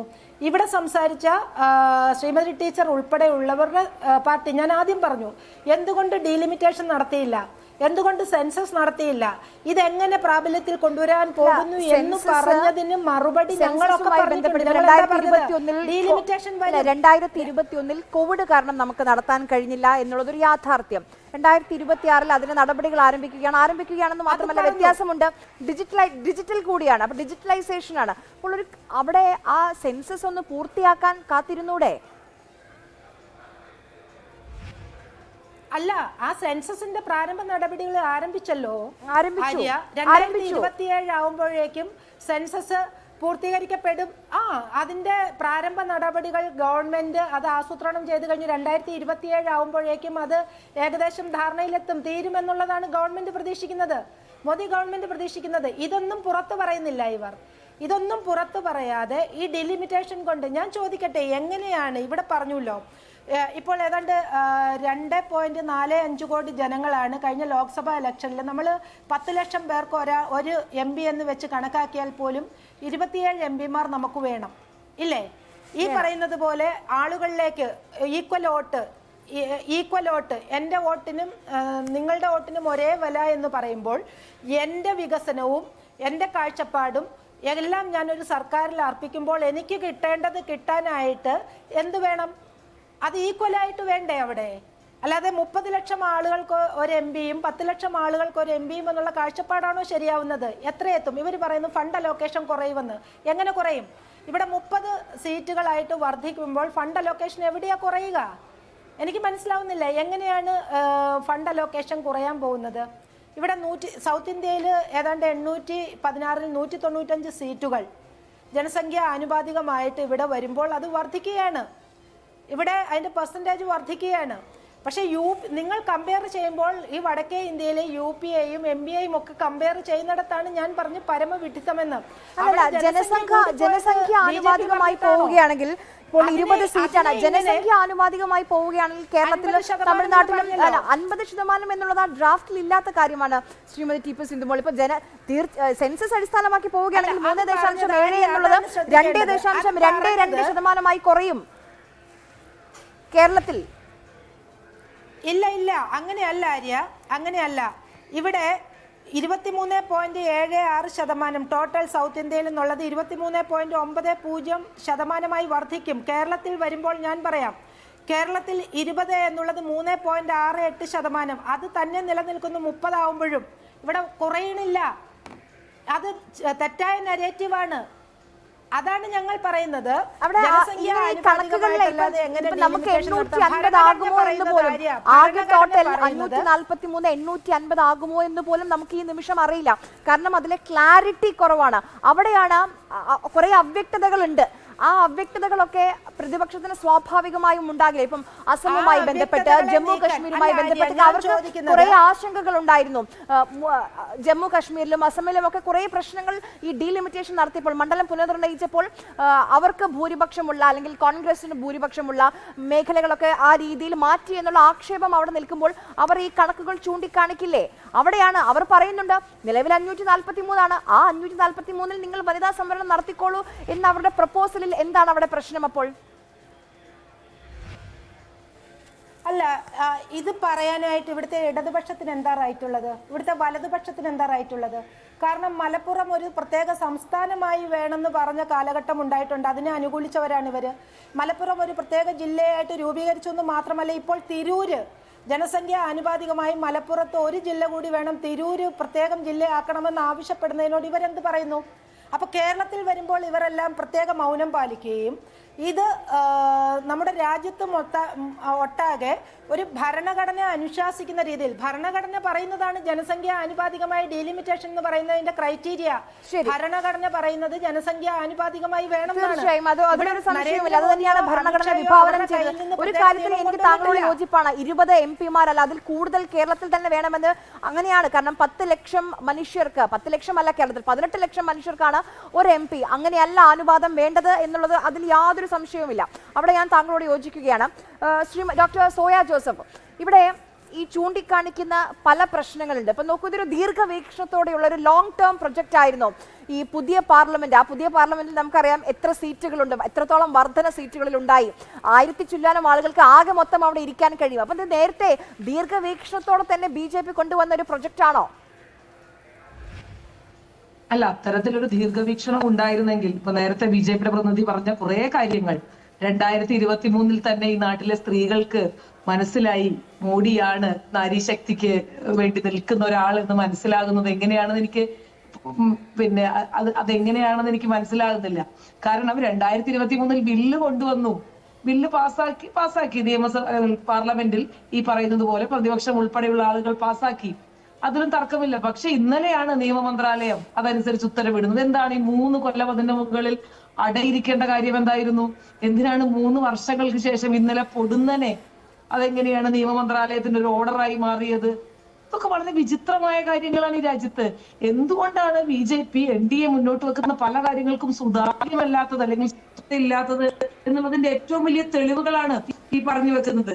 അപ്പോ BJPയുടെ പ്രതിനിധി 1940-കളിൽ നിൽക്കാതെ കുറച്ചും കൂടി മുന്നോട്ട് വരേണ്ടതുണ്ട്. ഈ രാജ്യത്ത് തദ്ദേശ സ്വയംഭരണ തെരഞ്ഞെടുപ്പുകളിൽ ലോക്കൽ ബോഡീസിൽ സ്ത്രീകൾക്ക് റിസർവേഷൻ കൊണ്ടുവന്ന പാർട്ടിയുടെ പേര് BJP എന്നല്ല. അത് ഈ നാട്ടിലെ ഇന്ത്യൻ നാഷണൽ കോൺഗ്രസിന്റെ നേതൃത്വത്തിലുള്ള ഗവൺമെന്റ് ആയിരുന്നു, രാജീവ് ഗാന്ധിയുടെ നേതൃത്വത്തിലുള്ള ഗവൺമെന്റ് ആയിരുന്നു എന്നുള്ളതൊക്കെ ഈ നാട്ടിൽ എല്ലാവർക്കും അറിയാം. അപ്പൊ അതുകൊണ്ട് ഇതിന്റെ മൊത്ത കച്ചവടക്കാർ ഞങ്ങളാണ് എന്ന് ആളുകളെ തെറ്റിദ്ധരിപ്പിക്കരുത്. നിങ്ങൾ 2003 ഇത് പാസ്സാക്കുകയും അത് നടപ്പിലാക്കാൻ യാതൊരു ആത്മാർത്ഥതയും ഇല്ലാതെ അതിലേക്ക് ഡീലിമിറ്റേഷനെ കൂട്ടിക്കുഴച്ച്, സെൻസസിനെ കൂട്ടിക്കുഴച്ച് ഏറ്റവും അപകടകരമായ രീതിയിൽ ആളുകളെ, സ്ത്രീകളെ അപമാനിതരാക്കുന്ന രീതിയിൽ ഇന്ന് കന്നിമൊഴി പറഞ്ഞ സ്റ്റേറ്റ്മെന്റ് വളരെ കറക്റ്റാണ്. സ്ത്രീകളെ കവചമാക്കിക്കൊണ്ട് തെരഞ്ഞെടുപ്പിനെ നേരിടാൻ, ഈ നാട്ടിലെ സ്ത്രീകളെ ഒരു ആയുധമാക്കിക്കൊണ്ട് തെരഞ്ഞെടുപ്പിനെ നേരിടുന്ന ഏറ്റവും മോശപ്പെട്ട രീതിയിലേക്കല്ല ഇതിനെ കൊണ്ടുപോയത്. ഇപ്പോ ഒരു ഉദാഹരണം, ഇപ്പൊ ഈ സീറ്റ് വർധനയുമായി ബന്ധപ്പെട്ട് പറയുന്നതിന്റെ ലോജിക്ക് നമുക്ക് മനസ്സിലാവുന്നില്ല. പകുതി ഹൈക്ക് ചെയ്ത് തരാം എന്ന് പറയുന്നതിന്റെ ലോജിക്ക് മനസ്സിലാവുന്നില്ല. ഒരൊറ്റ കാര്യം കേൾക്കണം. സത്യത്തിൽ സ്ത്രീകൾ ലജ്ജിച്ച് തല കുനിക്കും. അല്ല തീർച്ചയായിട്ടും ലജ്ജിച്ച് തലകുലിക്കും. അത് തന്നെയാണ് ഞാൻ പറഞ്ഞു വെക്കുന്നത്. BJP 2023 ഇത് നടപ്പിലാക്കി ഈ നാട്ടിലെ സ്ത്രീകളെ അവരുടെ ആ പറ്റിച്ചത് statement, ഈ അവര് പറ്റിച്ചത് പറഞ്ഞത് തീർച്ചയായും നാട്ടിലെ സ്ത്രീകൾ മനസ്സിലാക്കും. നിങ്ങൾക്ക് എന്തെങ്കിലും ഒരു ആത്മാർത്ഥത ഉണ്ടായിരുന്നെങ്കിൽ അത് നടപ്പിലാക്കാമായിരുന്നു. കോൺഗ്രസ് എതിർത്തില്ലല്ലോ, ഈ നാട്ടിൽ ഒരു പ്രതിപക്ഷ കക്ഷിയും എതിർത്തില്ലല്ലോ, പിന്നെ എന്തിനാണ് ഈ ഡീലിമിറ്റേഷനുമായി കൂട്ടിക്കുഴയ്ക്കുന്നതെന്ന് നമുക്ക് മനസ്സിലാകുന്നില്ല. ഇത് നടപ്പിലാക്കാൻ ഒരു ആത്മാർത്ഥത വീണ്ടും തെളിയിച്ചുകൊണ്ടിരിക്കുകയാണ്. കാരണം ഈ നാട്ടിലെ സ്ത്രീകളെ അണ്ടർ എസ്റ്റിമേറ്റ് ചെയ്യാണ്. ഇതൊക്കെ കേട്ട്, ഈ ഗിമ്മിക്കൊക്കെ കേട്ട്, ഇത്തരം നെറേറ്റീവ് ഒക്കെ കേട്ട് അതിൽ വീഴുന്നവരാണ് സ്ത്രീകളെന്ന് നിങ്ങൾ തെറ്റിദ്ധരിക്കരുത്. ഈ നാട്ടിൽ ഈ നിയമം ഉണ്ടാക്കുകയും ഇത് ലോക്കൽ ബോഡീസിലടക്കം കൃത്യമായി നടപ്പിലാക്കുകയും ചെയ്ത ഒരു രാഷ്ട്രീയ പാർട്ടിയുടെ പ്രതിനിധിയായിട്ട് തന്നെയാണ്, അഭിമാനത്തോടു കൂടി തന്നെയാണ് സംസാരിക്കുന്നത്. അക്കാര്യത്തിൽ യാതൊരു ലജ്ജയുടെ ആവശ്യമില്ല. BJP പ്രതിനിധിയാണ് ലജ്ജിക്കേണ്ടത്. നിങ്ങൾ 2023 നടപ്പിലാക്കിയ ഒരു നിയമത്തിന്റെ ഓർഡർ ഇറങ്ങാൻ നിങ്ങൾക്ക് 3 കൊല്ലം കാത്തിരിക്കേണ്ടി വന്നു. ഇന്നലെയാണ് അതിന്റെ ഓർഡർ ഇറങ്ങിയത്. കണ്ടീഷണലാക്കുന്നത്. സ്ത്രീകളെ ഞങ്ങൾ ഉൾപ്പെടുത്താം, ഒരൊറ്റ കാര്യം കൂടി പറയട്ടെ, സ്ത്രീകളെ ഞങ്ങൾ ഉൾപ്പെടുത്താം. പക്ഷേ ഇത്ര ആളുകൾ, ഞങ്ങൾ 5 കസേരയും കൂടെ അധികം അതിൽ സ്ത്രീകളെ ഇരുത്താം എന്ന് പറയുന്നത് ആഭാസകരമല്ലേ? ഒന്ന് ചിന്തിച്ചു നോക്കണം. സ്ത്രീകളെ ഉൾപ്പെടുത്തണമെങ്കിൽ 10 കസേര കൂടെ അധികം ഇടട്ടെ എന്ന് പറയുന്നതിന്റെ അതിന്റെ ലോജിക്ക് എന്താണ്? ഉള്ള സീറ്റിലേക്ക് ഇന്നും പ്രതിപക്ഷം പറഞ്ഞു, ഞാൻ വീണ്ടും ആവർത്തിക്കുകയാണ്, നിങ്ങൾ ഈ 541-ൽ 3-1 കൊടുക്കാൻ നിങ്ങൾക്ക് എന്താണ് സാധിക്കാത്തത്? സെൻസസ് വരട്ടെ. സെൻസസിന്റെ 2ാം ഘട്ടം നടന്നുകൊണ്ടിരിക്കുകയാണ്. വ്യക്തി വിവരങ്ങൾ അടക്കം, കാസ്റ്റ് സെൻസസ് അടക്കം പൂർത്തിയാകാൻ പോവുകയാണ്. അപ്പൊ ഇത്തരത്തിൽ 2027 ഇത് പൂർത്തിയാവുകയും അതിനനുസരിച്ച് നമുക്കിത് വർദ്ധിപ്പിക്കാനോ അല്ലെങ്കിൽ ഡീലിമിറ്റേഷൻ കമ്മീഷൻ വെച്ച് അത് കുറെ കൂടെ വിശദമായ ചർച്ചകൾ ഉണ്ടാകട്ടെ. ഒരു JPC പോലെയുള്ള കാര്യങ്ങൾ, പബ്ലിക് ഒപ്പീനിയൻ എടുക്കുന്നത് പോലെയുള്ള കാര്യങ്ങൾ, സർവകക്ഷി യോഗം വിളിക്കുന്നത് പോലെയുള്ള കാര്യങ്ങൾ വരട്ടെ. എന്തിനാണ് എപ്പോഴും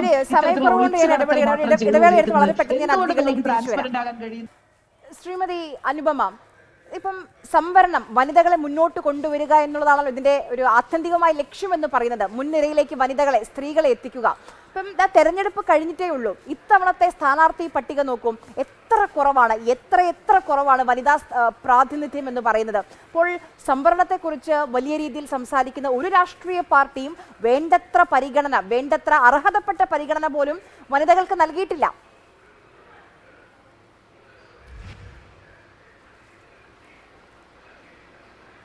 ആരോടാണ് ചോദ്യം?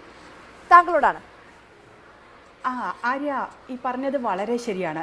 കാരണം ഇന്ത്യ പാർലമെൻറ്റിലുള്ള സ്ത്രീകളുടെ പ്രാതിനിധ്യത്തിൻ്റെ കാര്യത്തിൽ ലോകത്തെ 190 രാജ്യങ്ങളുടെ കണക്കെടുത്താൽ 149-ാം സ്ഥാനത്താണെന്ന് തോന്നുന്നു ഇന്ത്യയുടെ സ്ഥാനം. അത്രയും മോശമാണ്. ഇത് നമ്മൾ ഇന്ത്യയുടെ മാത്രം കാര്യമല്ല, നമ്മൾ കേരളത്തിലെ തെരഞ്ഞെടുപ്പിൻ്റെ പിക്ചർ വരുമ്പോഴും നമ്മളെപ്പോഴും ഇത്തരം കണക്കുകൾ നമ്മൾ വീണ്ടും ആലോചിക്കേണ്ടതാണ്. ദേശീയ തലത്തിൽ സ്ഥിതി ഇങ്ങനെയാണ്. കേരളത്തിൽ നിന്ന് നമ്മൾ കഴിഞ്ഞ തവണ പാർലമെൻറ്റിലേക്ക് അയച്ച MP-മാരുടെ കണക്ക് നോക്കൂ, 20-ൽ 20 പേരും പുരുഷന്മാരായിരുന്നു. പിന്നീട് രാഹുൽ ഗാന്ധി ഒഴിഞ്ഞ് പ്രിയങ്ക ഗാന്ധി വയനാട്ടിലേക്ക് വന്നപ്പോൾ മാത്രമാണ് ഒരു സ്ത്രീ, അതും മലയാളി അല്ലാത്ത ഒരു സ്ത്രീ കേരളത്തിൽ നിന്ന് MP ആയി പോയത്. ഇതാണ് അവസ്ഥ എന്നുള്ളത് ശരിയാണ്.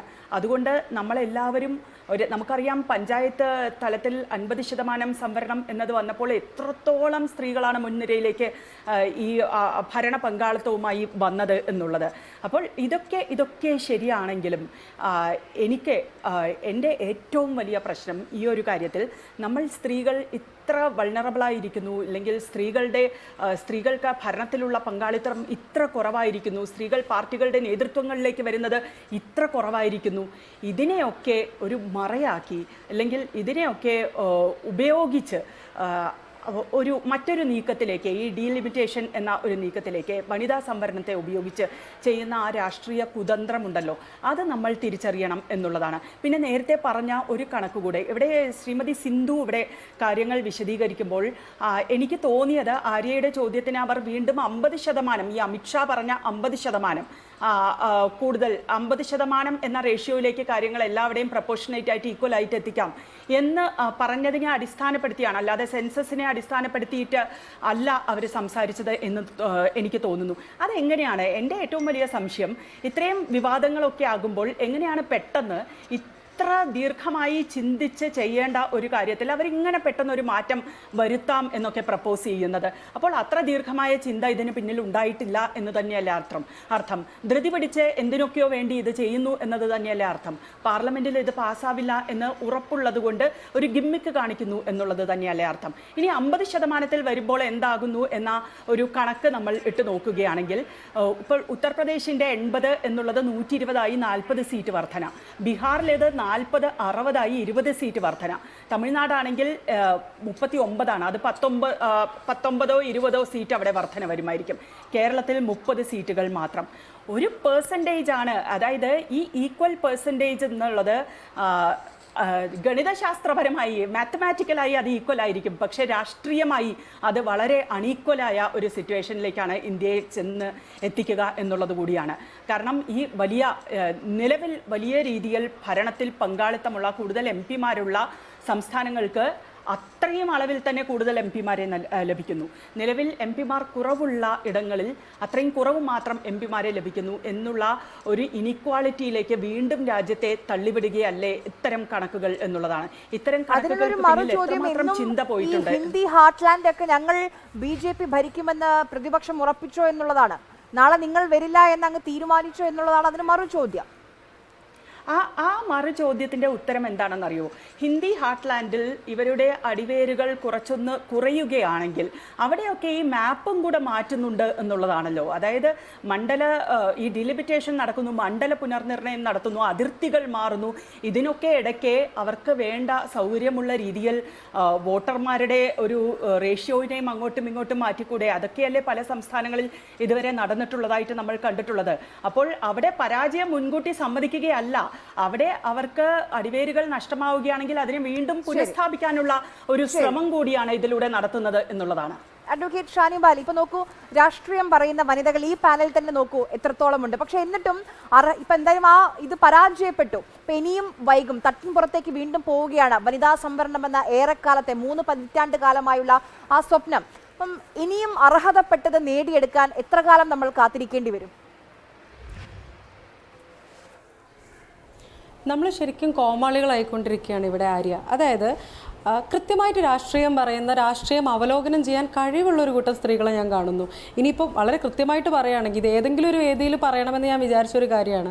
വളരെ കേപ്പബിൾ ആയിട്ടുള്ള സ്ത്രീകൾ നമ്മളുടെ മുന്നോട്ട് വരുമ്പോഴും അവർക്ക് കൃത്യമായിട്ടുള്ള പ്രാതിനിധ്യം, അല്ലെങ്കിൽ അവർക്ക് കൃത്യമായിട്ട് അവരർഹിക്കുന്ന സ്ഥാനം ഏത് പൊളിറ്റിക്കൽ പാർട്ടിയിലാണെങ്കിലും ലഭിക്കുന്നുണ്ടോ?